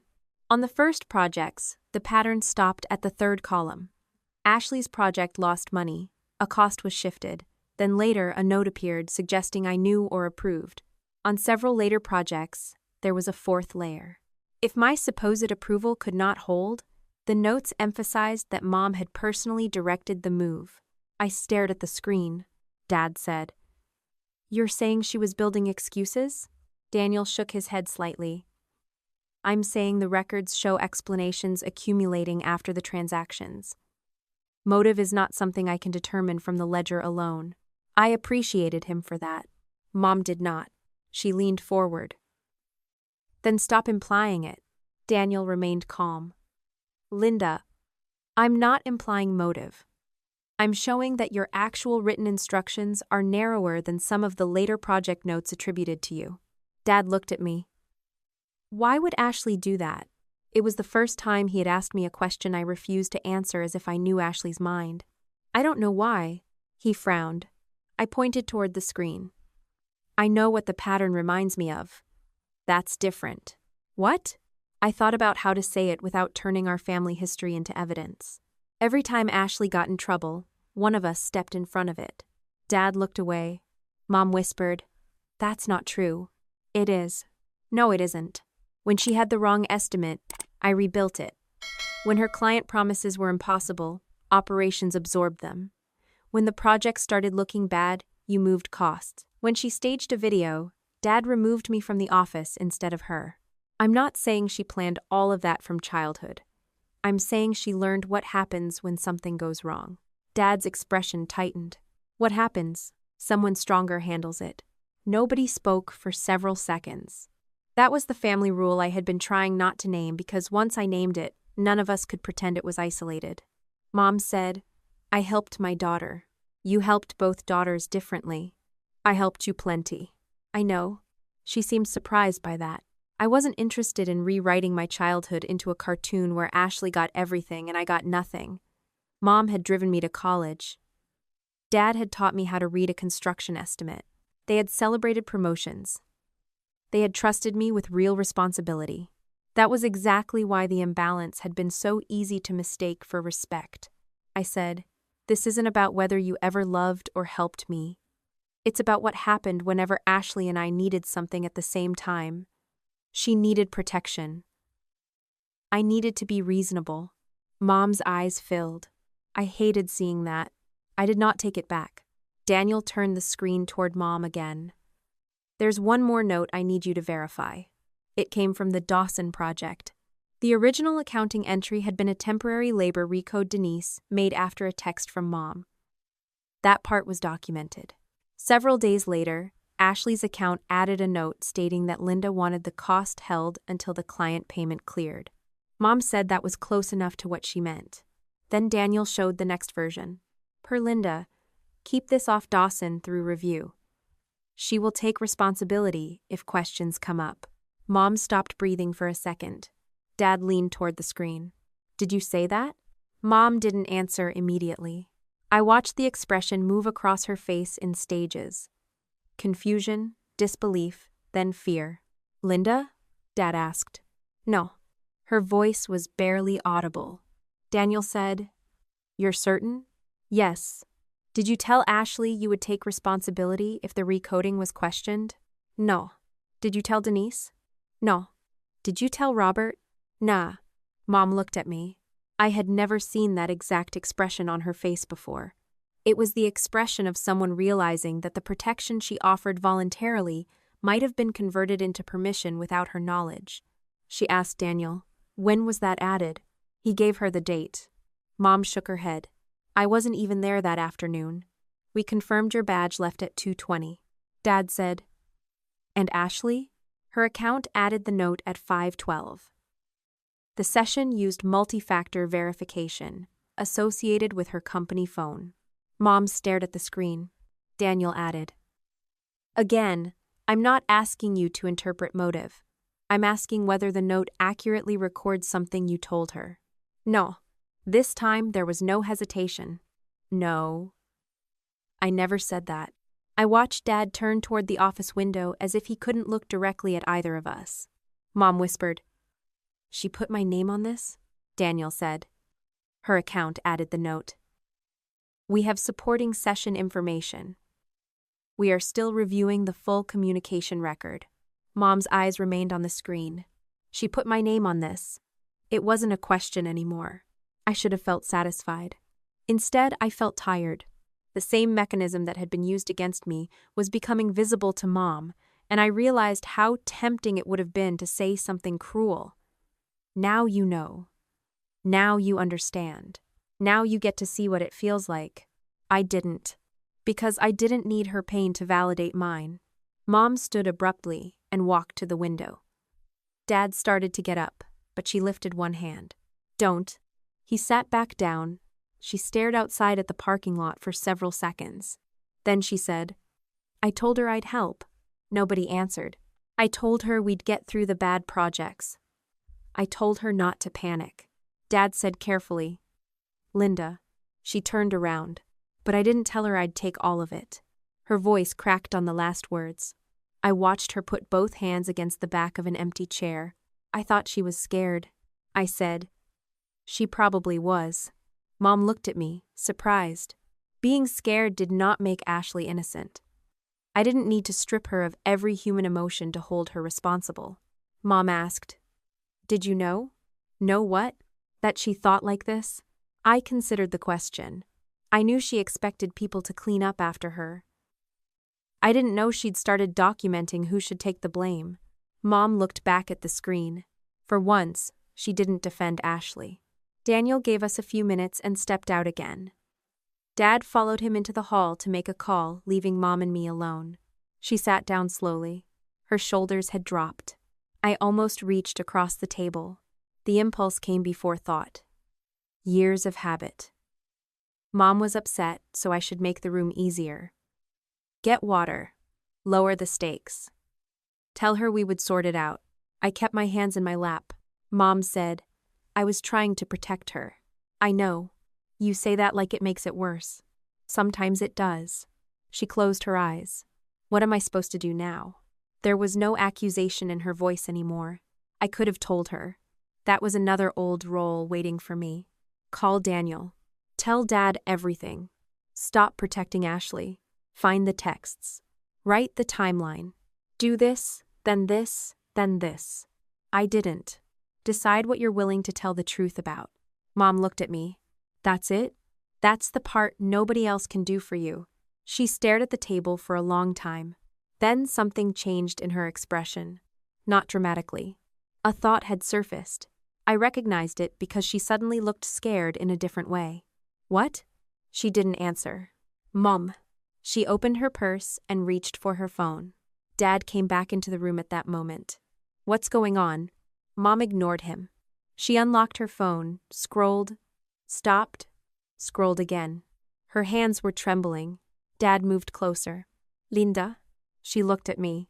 I kept her messages. For a second, I didn't understand. Then I remembered what Denise had told me. Mom used texts and emails for coding instructions because it was faster.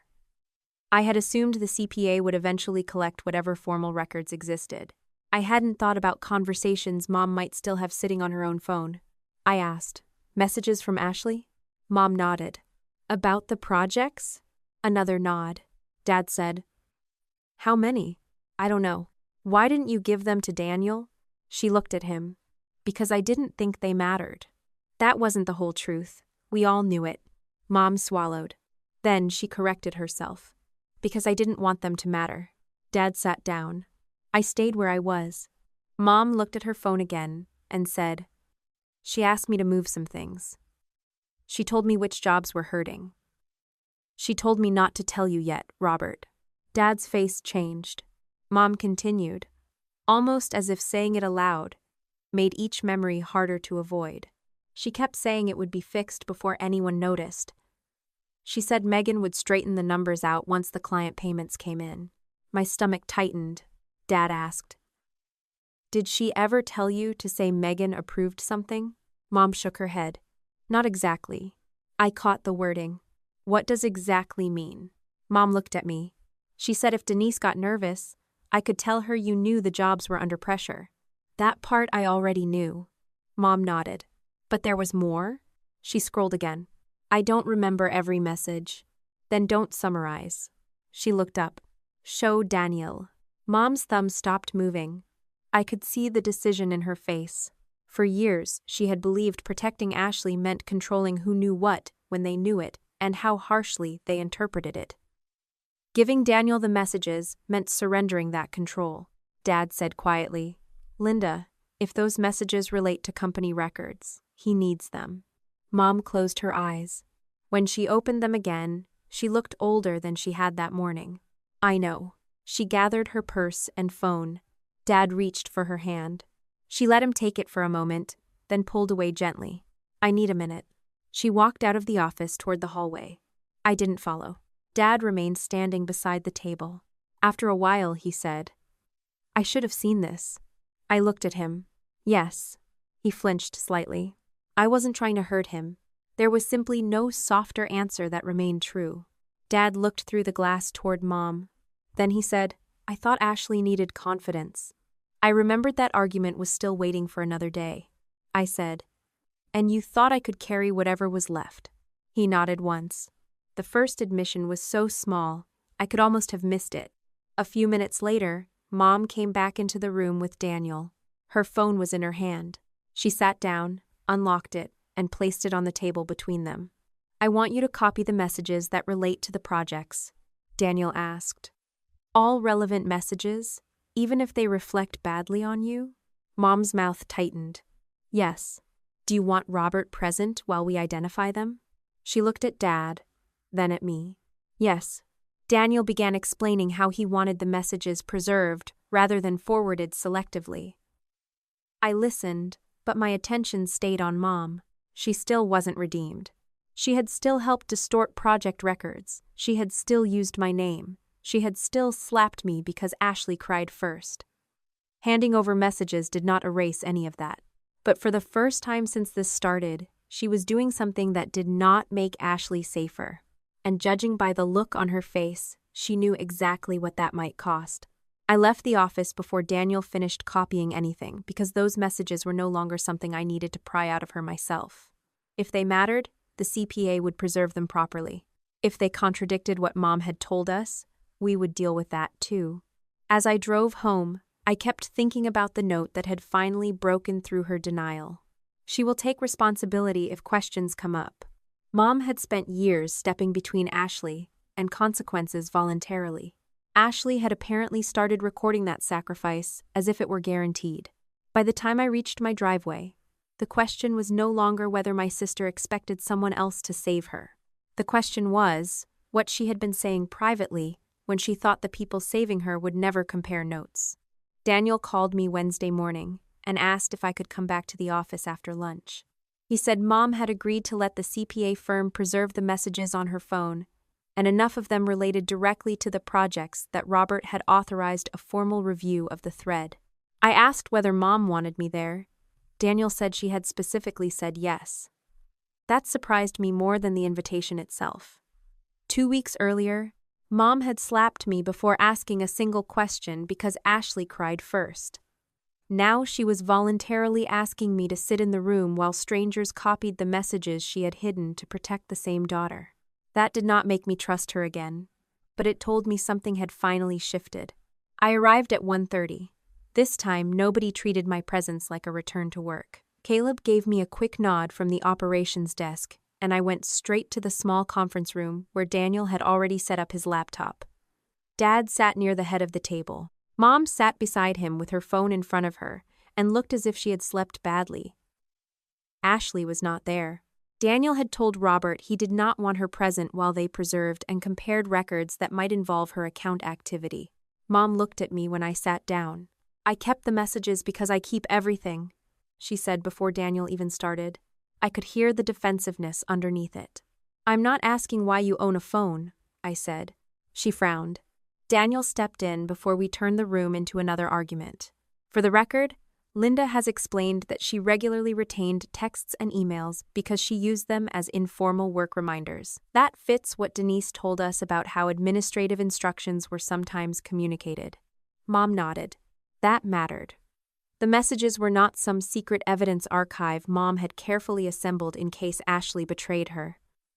She had kept them because that was how she worked. She texted Denise when she wanted a cost held.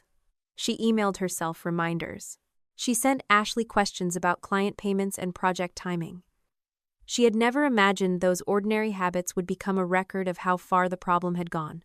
Daniel turned the screen toward us. He had organized the messages by project rather than chronologically, which made the pattern easier to understand. The Whitmore thread was first. Ashley had texted Mom late one afternoon. "Whitmore is going to look awful if all that stone hits this week." Mom had replied, "Client payment should clear Friday." Ashley answered, "Can we hold some of it somewhere else until then?" "Dad is already watching my margins." Mom wrote, "I'll ask Denise what can be moved temporarily." There it was. Not theft, not some elaborate scheme. Ashley knew the project was weak. Mom agreed to help make the timing look better. Denise did the actual recoding. Dad read the exchange twice. "You never showed me this." Mom kept her eyes on the table. "I thought the payment would fix it. It didn't. I know that now." Daniel moved to another project. Ashley wrote, "Kessler, labor is killing me. If Dad sees this before the change order posts, he's going to lose it." Mom, "The change order is signed?" Ashley, "Verbally, yes. Client is dragging on email." Mom, "I'll have Denise hold the extra labor until it's documented." Ashley, "Thank you. Megan will straighten the final report once it's in." I felt my jaw tighten. Mom looked at me. "I told you she said things like that." "Yes, but I didn't tell her you approved anything. I know the difference." That seemed to matter to her. Daniel clicked forward. There were more. Not hundreds. Not a conspiracy stretching across every job in the company. Enough. Ashley knew specific projects were losing margin. She asked Mom for help. Mom used Denise to temporarily move costs. Ashley reassured her that the discrepancies would be fixed later. My name appeared repeatedly. Not as someone directly giving instructions, but as the person expected to normalize the mess afterward. "Megan will clean this up.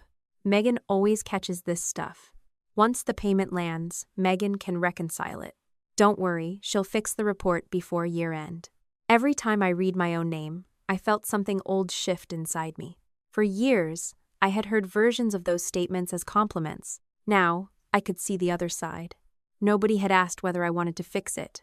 My ability had been treated like a company resource. Daniel opened another thread.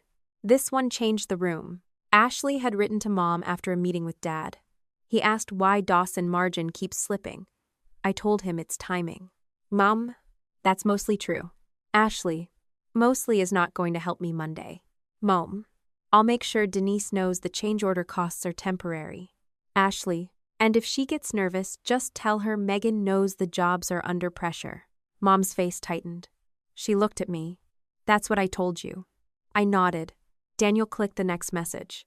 "Mom, I'm not saying she approved the moves." Ashley, "You don't have to. Just say she's aware." Denise listens when your name or Megan's name is attached. Dad looked at Mom. "You did that?" Mom closed her eyes. "Yes." The word was quiet. Dad pushed back from the table slightly. Mom said, "I thought I was buying us time. You were using Megan's name." "I know. I watched them both. That admission would have meant more to me 2 weeks earlier. By then, I no longer needed Mom to discover that what she had done was wrong. The evidence was doing that for her. What mattered now was whether Ashley had gone beyond the version of the story Mom knew. Daniel opened the corresponding project notes. The first later note said, "Operations aware." That was vague enough to reflect the language in the messages. The next version said, "Per Linda, Megan aware of temporary reallocation." Still misleading, but at least connected to something Mom had actually written. Then the final version appeared. Megan approved temporary reallocation pending change order. Mom stared at it. "I never told her that," Daniel said. "There is no message from you saying that," Dad asked. Could Ashley have interpreted aware as approved? I almost answered, but Daniel did first. That is something Ashley can explain. My role is to show that the source message and the later project note are not the same. That was the distinction I had been waiting for. Mom had enabled the first layer. Ashley had strengthened it. The difference mattered because it answered one question without giving Mom an escape from the rest. I looked at her. "You used my name to reassure Denise." "Yes, but you didn't tell Ashley to write that I approved the reallocations." "No, and you didn't know she had." Mom shook her head. "No." Dad stared at the screen as if the words might rearrange themselves into something easier. Daniel moved through 2 more projects. The pattern repeated. Mom's actual messages were vague, improper, and protective of Ashley. Ashley's later notes were stronger. Where Mom said I knew jobs were under pressure, the system later said, "I approved specific reallocations." Where Mom said costs could be held temporarily, the system later said I approved keeping them in place through review. Where Mom said we would clean things up later, Ashley's notes made the process sound like an intentional operating decision with my authority behind it. That was the point where I stopped wondering whether Ashley had simply misunderstood. One misunderstanding might produce bad wording. Repeated upgrades in the same direction were something else. Dad finally said, "She was building cover." Daniel closed the project window. The records support a pattern of later explanations becoming stronger than the underlying communications. I'll leave intent to the people involved. Dad looked frustrated by the restraint. I wasn't. If we were going to hold Ashley responsible, I wanted it to be for what the evidence actually supported, not for the most dramatic label available. Mom had gone very quiet. Daniel asked if she wanted a break. She shook her head. "No, keep going." The next thread was from the Bennett project. It began with Ashley complaining that Dad was asking why several sales jobs looked thin at the same time. Mom told her to stop panicking. Ashley replied, "Easy for everyone else to say. Megan gets to be the responsible one no matter what happens." "Mom, this isn't about Megan." "Ashley, it always is. If I sell something great, she asks what I forgot. If something goes wrong, everyone asks where Megan is." I read that twice. It was the first message that sounded less like accounting and more like my sister. Mom glanced at me. I said nothing. Ashley continued in the thread. "I just need to get through the review without Dad deciding I'm incompetent."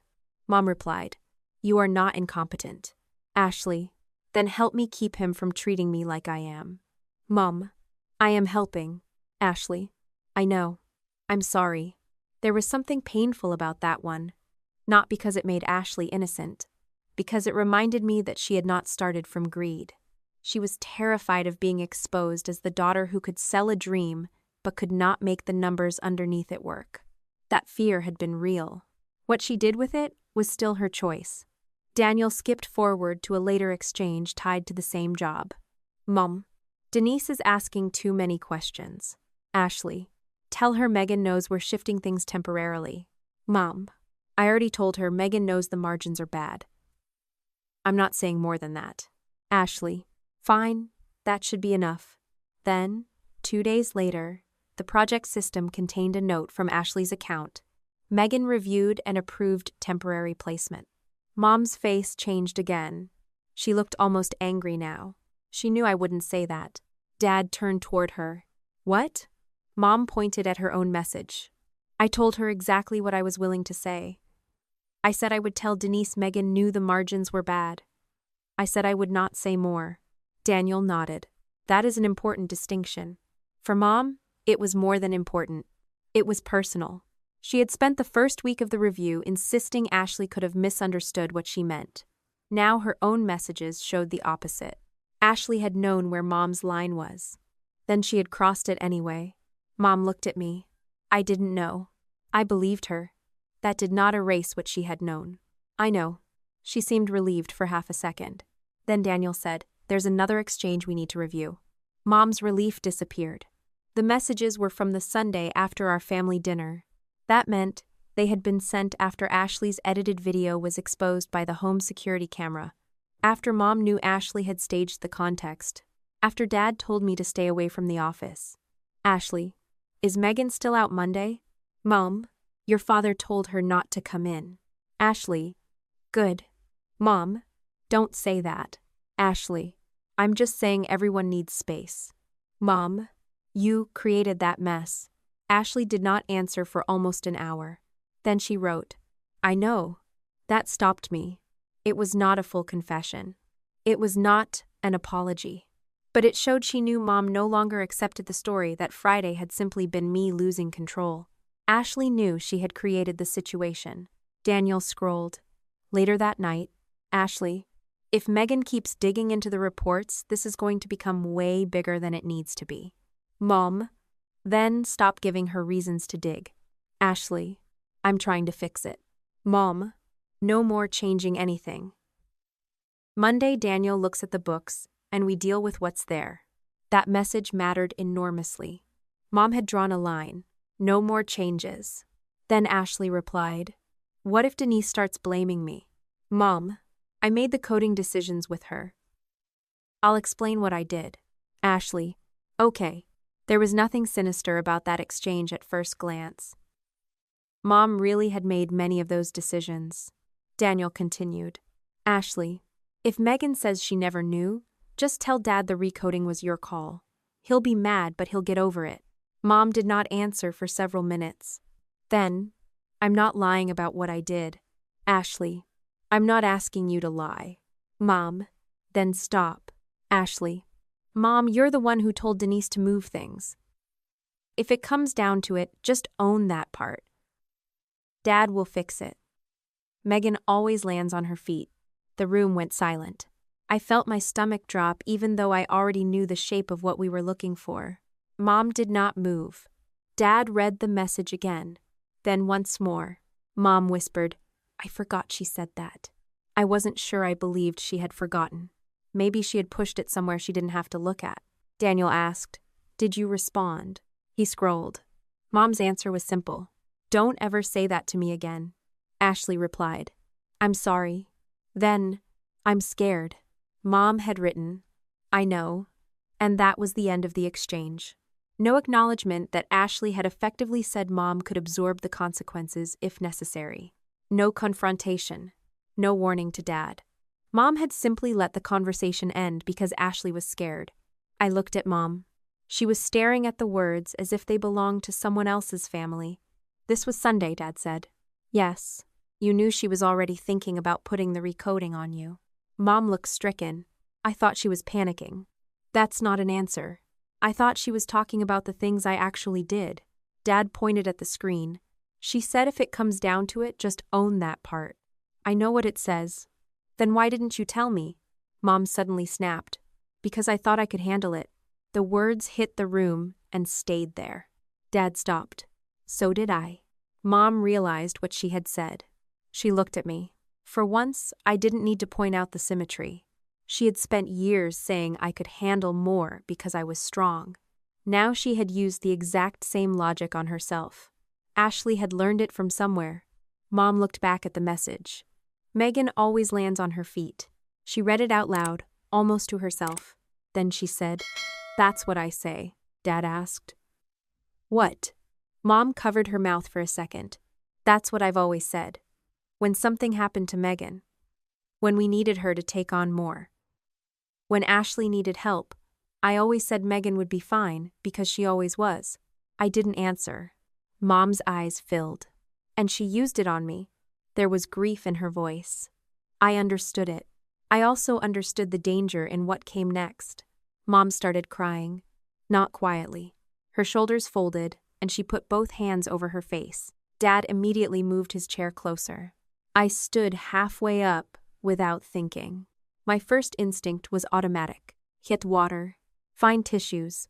Ask if she needed air. Tell her we would work it out. I even took one step toward the small counter at the side of the room before I stopped. It was almost ridiculous how physical the habit was. Someone I loved was upset, so I moved. I had done it for Ashley. I had done it for Dad. I had done it for Mom. Sometimes helping was love. Sometimes helping was just a way to make everyone else's emotions manageable enough that nobody had to sit inside what they had done. I turned back to the table. There was a tissue box near Daniel's folders. I picked it up and placed it within Mom's reach. She looked up at me. I did not touch her shoulder. I did not tell her she was a good mother who had made mistakes. I did not promise Ashley still loved her. I said, "You need to sit with this one yourself." Mom flinched. Dad looked at me. I expected him to call me cold. He didn't. Mom took a tissue. For several minutes, Daniel did not speak. He gave her time without turning the review into therapy. Eventually, Mom wiped her face and straightened. "I want all of it preserved." Daniel nodded. "Everything relevant? All the messages. Not just the ones that make Ashley look bad, the ones where I told Denise to move things too." Dad looked at her. Mom continued, "I'm not doing this if the story becomes that Ashley did everything and I was some innocent idiot. I made choices." That was the first thing she had said since the review started that sounded like accountability instead of explanation. Daniel said, "That's the appropriate approach." Mom handed him the phone again. "Copy what you need." He documented the preservation process, exported the relevant threads, and matched timestamps with the project notes they had already collected. It took more than an hour. Dad and I remained in the room, but neither of us tried to interpret every message as Daniel worked. Near the end, he found one final piece that connected the records more tightly. In one exchange, Ashley sent Mom wording she suggested Denise use when explaining a recode. Temporary placement pending change order. Operations aware. That phrase later appeared almost exactly in a project note from Ashley's account. A week later, the note had been strengthened to temporary placement pending change order. Megan approved. Daniel marked both. "That gives us a documented language progression," he said. Dad asked, "Meaning?" "Meaning, the first wording appears in Ashley's message to Linda, then in the project note, and later the note is revised to include Megan's approval. Combined with the account and version history, it helps establish sequence. Not motive. Sequence. By then, sequence was enough. When Daniel finished, Dad asked what came next. "We complete the reconciliation tomorrow," he said. "Then I recommend you meet Friday with everyone directly involved. We can present what the records support, separate from speculation." Dad nodded. "Friday." Mom stiffened. "With Ashley there?" "Yes," Dad said. Mom looked down at her phone, then back at him. "For the first time since this started, don't tell her what we found before the meeting." Dad stared at her. Mom's voice remained quiet. "I mean it." He nodded. Daniel said they should preserve Ashley's company devices and keys at the meeting, regardless of what employment decision Dad ultimately made, because her access needed to be controlled while the records were being finalized. Dad took out his phone and drafted an email while we were still sitting there. He read it aloud before sending. Ashley was required to attend a management meeting Friday morning. She was to bring her company laptop, phone, keys, and any other company-issued access devices.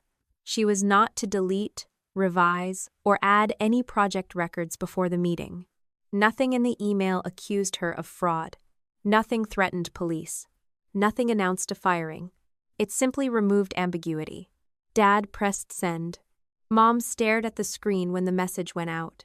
I watched her face, waiting for the familiar panic that would send her running to warn Ashley. It came. I could see it. Her hand even moved toward her phone. Then she stopped herself. She put the phone face down on the table. That was the first time I saw Mom choose not to step in front of what was coming. I left the office a little before 5. The April sky was gray, and a thin rain had started while we were inside. I sat in my car for a few minutes before turning on the engine because I needed the silence.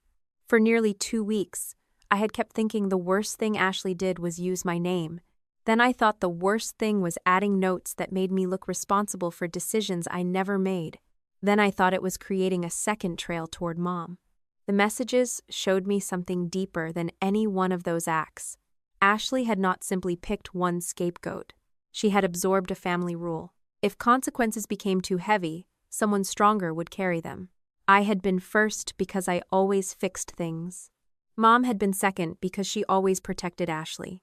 And Dad, in Ashley's mind, would ultimately make the remaining damage disappear because that was what he had always done.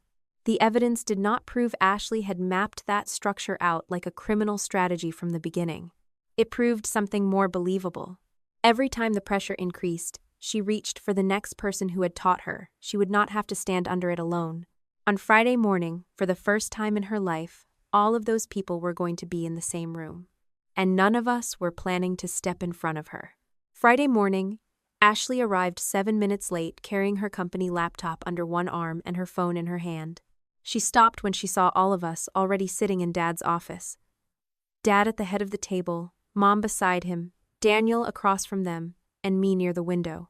For half a second, she looked confused. Then her expression settled into the polite, controlled face she used with difficult clients. "What's this?" she asked. Dad pointed to the empty chair. "Sit down." Ashley looked at Mom first. That was the first thing I noticed. Mom did not nod. She did not give Ashley the reassuring little smile I had seen 1,000 times. She kept her hands folded on the table and looked straight ahead. Ashley sat. Daniel spoke first. He explained that the CPA firm's review had expanded after discrepancies appeared in the work-in-progress records and later project notes.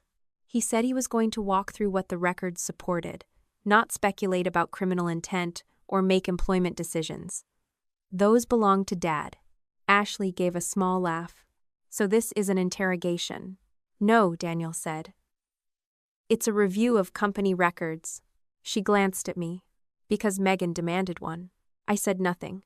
Daniel opened the first file. He started with the underlying problem rather than the later notes. Several projects Ashley had sold were materially underperforming. Some estimates had been too tight. Some client changes had not been priced correctly. Some expected payments arrived later than forecast. Taken individually, none of those things were unusual enough to destroy a remodeling company. What mattered was what happened next.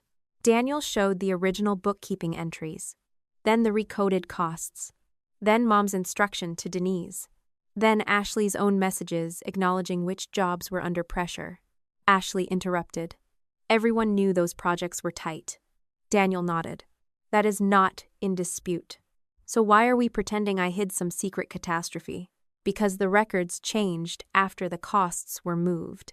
He opened the version history. The first later note was mild. Operations aware.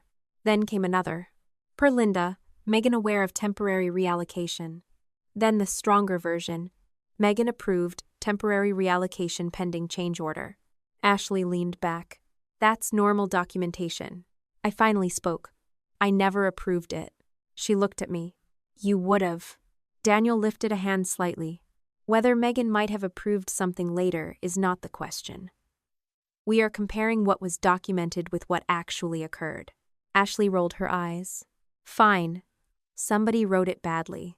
Daniel moved to the next project. Then another. One note could be sloppy. 3 could be bad habits.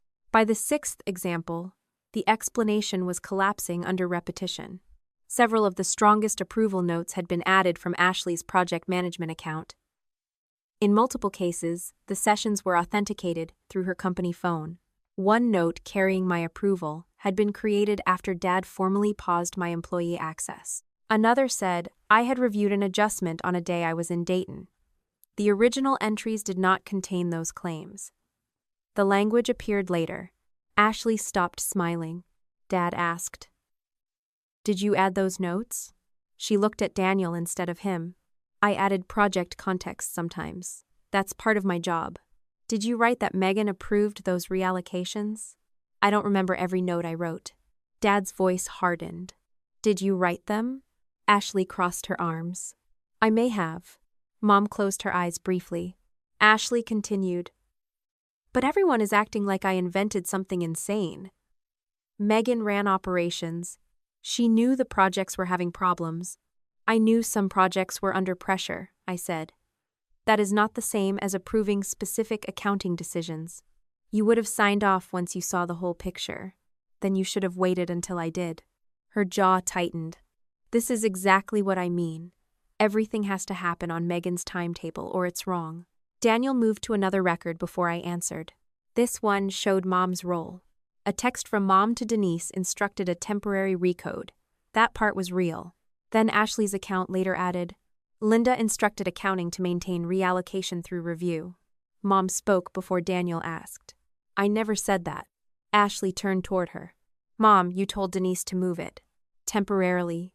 Same difference. No. Mom's voice was quiet, but there was something in it I hadn't heard before. Ashley stared at her. Mom said, I told Denise to hold a cost while we waited on paperwork. I did not tell you to document that I wanted it hidden through the review. Ashley looked at Dad. Are we seriously splitting hairs over wording now? Dad didn't answer. Daniel opened the message thread Mom had preserved. Ashley read the first few lines without reacting. Then Daniel reached the exchange from the Sunday after the family dinner. If Megan keeps digging into the reports, this is going to become way bigger than it needs to be. Mom's reply. Then stop giving her reasons to dig. Then, no more changing anything. Monday Daniel looks at the books and we deal with what's there. Ashley shifted in her chair. Daniel continued. If Megan says she never knew, just tell Dad the recoding was your call.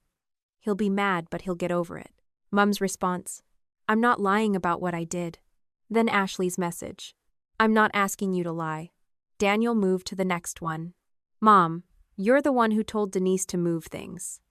If it comes down to it, just own that part. Dad will fix it. Megan always lands on her feet. Mom inhaled slowly. Ashley looked at her. Mom, I was scared. Mom's face changed. Not softened. Changed. That's what you said then, too. I was. I know. Ashley reached for the old pattern immediately. You knew how bad Dad gets when he thinks I screwed something up. Dad flinched but said nothing. Mom stared at Ashley. You were willing to let me take all of it. No, I was saying you should explain the parts you actually did. Then why did your notes make my role bigger than the messages show? Ashley looked away. Because I was trying to document what was happening. Mom's voice sharpened. You put my name on decisions I did not make. Ashley turned back to her. You put Megan's name into this before I ever did. The room went silent. Mom absorbed that without pretending it was false. Yes, she said. I did. Ashley looked almost startled. Mom continued. I told Denise Megan knew the projects were under pressure when Megan did not know about the recoding. That was wrong. Ashley opened her mouth. Mom stopped her. But I did not tell you Megan approved those moves. And I did not tell you that I would take responsibility for keeping them hidden through the review. Nobody was hiding. Stop. Ashley froze. I had never heard Mom say that word to her with no softness attached. Mom leaned forward. I protected you because I thought you were scared and in over your head. I told myself you needed help. I did need help.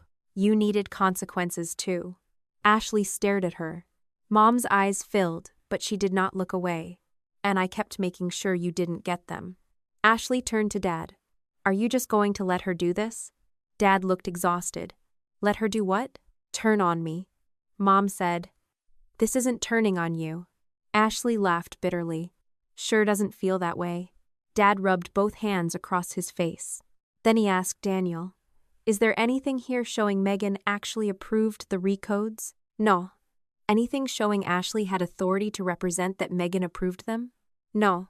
Anything showing Linda instructed Ashley to strengthen those notes after the fact? No. Daniel paused. What we do have is evidence that Linda directed some recoding. Ashley knew which projects were being protected. Ashley's account added later explanatory notes. Several stronger claims are contradicted by Megan's calendar or access history, and Linda's saved messages do not support some of the later wording attributed to her. Dad nodded slowly. Ashley looked at me. You got exactly what you wanted. I still didn't answer. Dad spoke instead. No, this isn't about what Megan wanted. Ashley laughed. Of course it is.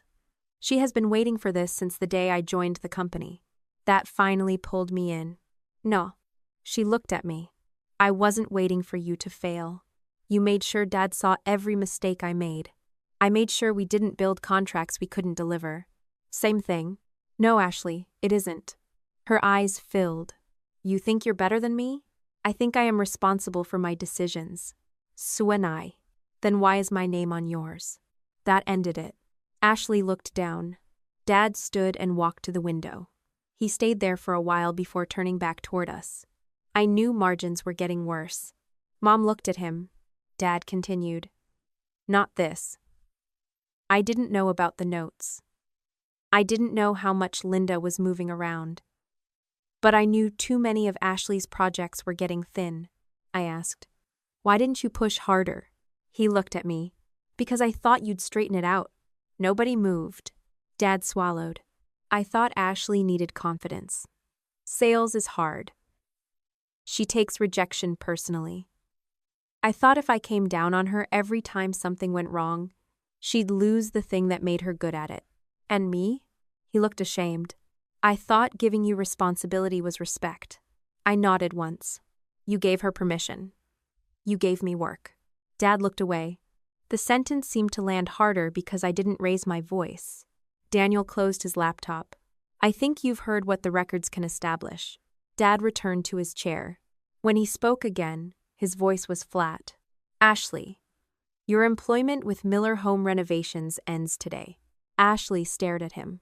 What? I'm revoking your company access. Daniel will preserve the devices. You will not contact clients on behalf of the company after today. She looked at Mom. Mom said nothing. Ashley turned back to Dad.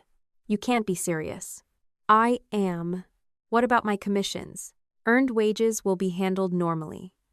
Any unpaid discretionary performance bonus tied to the project metrics under review stays pending until payroll and the CPA confirm what was actually earned. You can't just take my money. I didn't say I would. Dad's voice remained controlled. But you are done representing this company. Ashley went pale. What about next year? You said we were going to talk about succession. We're not anymore. That was the moment she understood she wasn't losing only a job. She was losing the future she had assumed belonged to her. Dad turned to Mom. You're out of finance and bookkeeping effective today. Denise works directly with the CPA and the outside controller I'm bringing in. Mom nodded. She didn't argue. Dad looked at Daniel. Correct the work in progress package. Give the lender what they actually need. No more smoothing. Daniel nodded. Ashley stood so fast her chair scraped backward. She looked at Mom. Mom, you said you'd handle it. Mom went still. Then she said, That's the problem. Ashley looked at me last. Are you happy now? I thought about the hallway video, my mother's hand across my face. Denise sitting across from me at the coffee shop. Mom staring at her own name inside a lie. Dad admitting he knew enough to ask questions and chose not to. No, I said, but I'm done being surprised. Ashley grabbed her purse and walked out. Nobody followed her. After Daniel left with the company devices, Mom went home alone. Dad remained in his office. I was halfway to the door when he called my name. I turned. He looked suddenly older than 66. I need you to stay. For what? He glanced at the stack of corrected project reports on his desk. I need you to help me save this company. And just like that, after everything we had uncovered, the last test was mine. Dad's request would have been easy to answer a month earlier. I would have pulled the corrected project reports toward me, asked which jobs were closest to crisis, opened my laptop, and spent the rest of the day building a recovery plan before anyone could even decide whether that was what they wanted. That was how I had operated for years. Problems moved toward me, and I moved toward them faster. I had always told myself that was because I was responsible. Sitting across from Dad after Ashley had just walked out of the company carrying nothing but her purse and the knowledge that her future there was gone, I had to admit there had always been something else mixed into it. I liked being useful. I liked being the person everybody called when the room got quiet and nobody knew what to do next. That instinct was already waking up when Dad said, "I need you to help me save this company." I looked at the stack of reports on his desk and felt my brain beginning to sort them before I had agreed to anything. Which projects were furthest underwater? Which vendors would cooperate? Which clients needed to hear from us first? Which schedules could be rebuilt without triggering penalties? I knew enough to start before Daniel even finished correcting the work-in-progress numbers. That was exactly why I stopped myself. "What does helping you save it mean?" I asked. Dad looked exhausted. "Come back. A few months, maybe. Take operations again while I stabilize the financial side. Daniel finishes the review. I hire whoever he says we need on the accounting side, and you get the jobs under control. And after a few months, we figure it out." I almost smiled. Not because anything was funny, because that phrase had become so familiar that I could hear the trap inside it now. Does "we figure it out" mean I stay until the company stops being afraid of what happens without me? His expression tightened.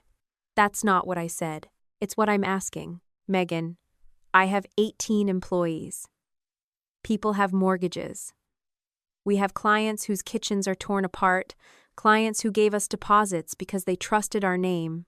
Vendors are waiting for payment schedules. This isn't just about you and Ashley anymore." "I know. Then help me." That was the strongest argument he could have made, because it was true. The employees had not manipulated records. The clients had not watched Mom slap me and then changed the subject. The subcontractors had not added my name to approvals I never gave. I cared about those people. I cared about work I had helped build. But caring about innocent people did not require me to return to the exact role that had made everyone else's avoidance possible. "I'll help with the transition," I said. Dad's shoulders loosened immediately. I continued before he could turn that into agreement. "I'll answer Daniel's questions. I'll identify anything in the records that belongs to my work. I'll document project history. I'll give Caleb the information he needs. If a client commitment depends on something only I know, I'll explain it. If there's a vendor relationship that needs a clean handoff, I'll make the introduction." "Good. I'm not taking operations back." His face hardened again. "Megan, I'm not rebuilding the books. I'm not negotiating every bad contract Ashley sold. I'm not working nights because Mom moved costs instead of telling you the numbers were getting worse. I'm not supervising the cleanup indefinitely because you didn't build enough redundancy into the company. You own part of this business. I own 15%. Exactly. That makes me an owner. It doesn't make me unlimited emergency labor." Dad stood and walked toward the window. "You're really willing to watch something your family spent 20 years building shrink because you want to make a point?" "I'm not making a point. I'm refusing to pretend preserving the company exactly as it was is more important than fixing why this happened." He turned around. "People could lose jobs. Then build the recovery around protecting the jobs that can be protected. But don't turn those employees into leverage to make me take everything back." He stared at me for a long moment. I could see that he wanted to argue, but he also knew I had already offered more than nothing.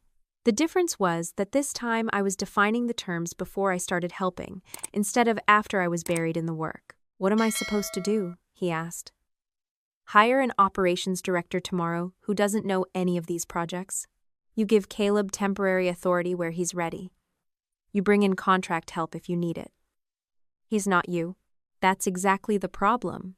Dad looked almost offended. For years, I had been proud of being difficult to replace. I had built processes, but I had also kept too much knowledge in my own head. I was the person who knew which electrician could rescue a schedule, which vendor would extend terms, which client needed a phone call before an email, which subcontractor would say no twice before saying yes. That had made me valuable. It had also made it dangerously convenient for everyone else to assume I would always be there.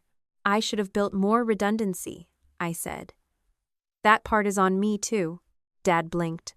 probably expecting me to place every failure at his feet. I liked being the person nobody could replace, I admitted. I thought it meant I had influence. You did have influence, only as long as I was willing to keep fixing things. He looked down at the desk. A month earlier, that conversation would have ended with me giving in, because I hated watching him struggle. That afternoon, I let him struggle. Over the next 2 weeks, the corrected numbers became clearer. The problem was painful, but it was survivable.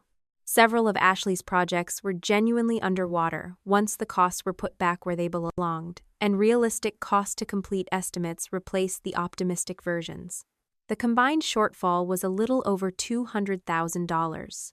It was enough to matter in an 18-person remodeling company, especially with cash tied up in active work, but it was not some magical disaster that erased 20 years of business overnight.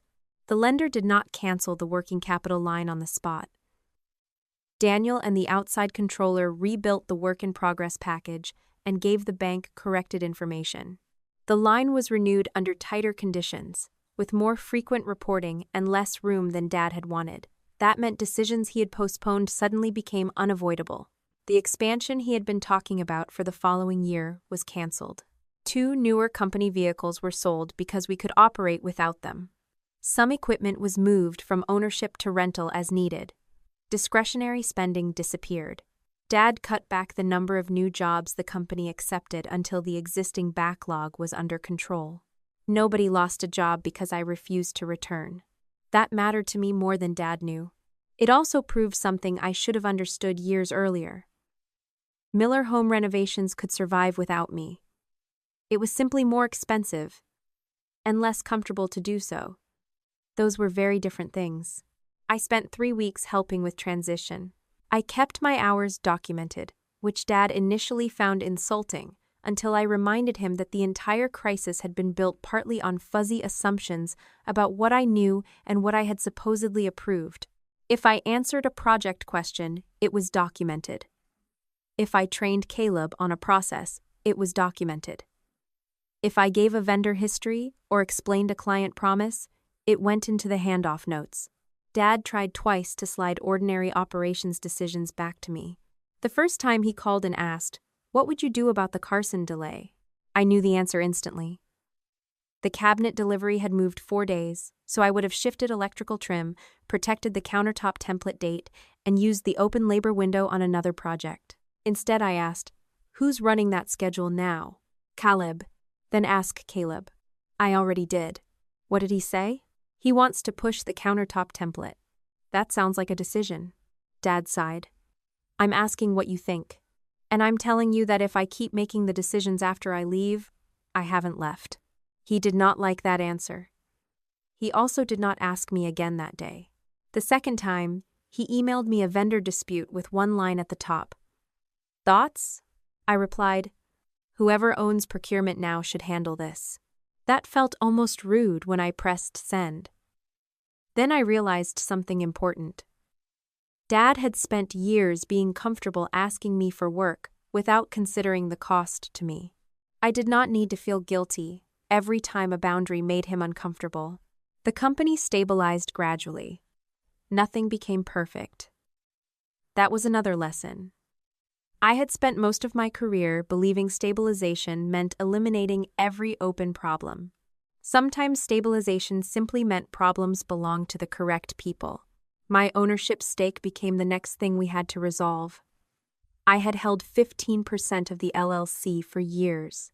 Dad had given me part of it as retention compensation when I took over operations during a growth period, and later I had purchased additional units with my own money.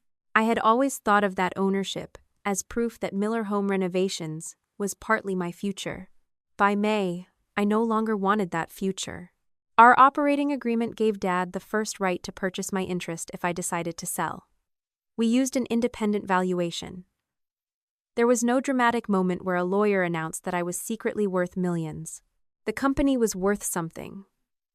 But it also had debt, ongoing obligations, reduced margins, and the immediate damage from the corrected projects. Dad could not write me one giant check without creating another cash crisis, so we negotiated a structured buyout paid over time. Signing those documents was harder than I expected. The first time my pen touched the signature line, my hand shook. I had spent more than a decade helping build that company into something larger than the operation Dad started. Walking away from it did not suddenly make those years meaningless. It did not mean I hated him. It did not mean every memory with Ashley had been fake. It meant I was done confusing history with obligation. Ashley called me once during the buyout process. I let the call go to voicemail. Her message was short. "You could fix this if you wanted to. You know you could." I listened to it twice. There was no apology. No acknowledgement of the records she had changed. No recognition that she had tried to put first me and then Mom between herself and the consequences. Just another statement about my ability. You could fix this. For most of my life, that sentence would have pulled me into action. I deleted the voicemail. Mom changed more slowly. She did not become a different person the day Ashley was fired. She still worried about her. She still asked Dad whether Ashley had enough money. She still reacted whenever Ashley called crying about interviews or bills. The difference was that she began stopping before converting that worry into rescue. A few weeks after the final meeting, I was at my parents' house signing paperwork when Ashley came in unexpectedly. She had been interviewing for a sales job in another industry and had just learned she had not gotten the position she wanted. "What am I supposed to do?" she demanded. Mom was sitting at the kitchen table. I watched the old response move across her face. She almost stood. Almost reached for Ashley's hand. Almost started listing people Dad could call. Instead, she stayed seated. "You apply somewhere else." Ashley stared at her. "That's it?" Mom swallowed. "What Megan has always done. Figure it out." I almost interrupted because I did not want my life turned into another measuring stick for Ashley. Then I saw what Mom was actually doing. She was not saying I was better. She was admitting that she had expected self-sufficiency from one daughter while treating it as cruelty to expect the same from the other. Ashley left angry. Mom cried afterward. I put the tissue box on the table. I did not spend the evening convincing her that setting one reasonable boundary did not make her a bad mother. She had to learn that herself. About a month later, Mom asked me to meet her for lunch. She apologized properly this time. Not, "I'm sorry you felt hurt." Not, "I'm sorry, but Ashley was scared." She said, "I'm sorry I slapped you." Then she apologized for believing Ashley before asking what happened. For seeing the full security footage and still refusing to apologize because Ashley was crying. For telling Denise I knew about the cost moves. For using my name to make people comfortable with decisions I had never seen. Then she said, "And I'm sorry I spent years telling myself you needed less from me because you were stronger." That was the first apology that reached the real wound. I listened until she was finished. Then she asked, "Can you forgive me?" I wanted to give her a clean answer. I didn't have one. "I don't know yet." Her eyes filled. "I'm not saying never," I said. "But I need distance before forgiveness means anything." She nodded. That became our relationship for a while. Low contact, not no contact. I answered some calls. I attended some dinners. I stopped attending every event just because Mom expected both daughters at the same table. If she called and immediately started talking about Ashley's latest crisis, I ended the conversation politely. Dad's apology came differently. He never sat me down and delivered one perfect speech. His arrived in pieces over several weeks. He admitted he had seen Ashley's margins getting worse and had chosen not to push hard enough because he trusted I would eventually catch whatever needed correcting. He admitted he celebrated sales more loudly than operations because growth excited him and caution felt like resistance.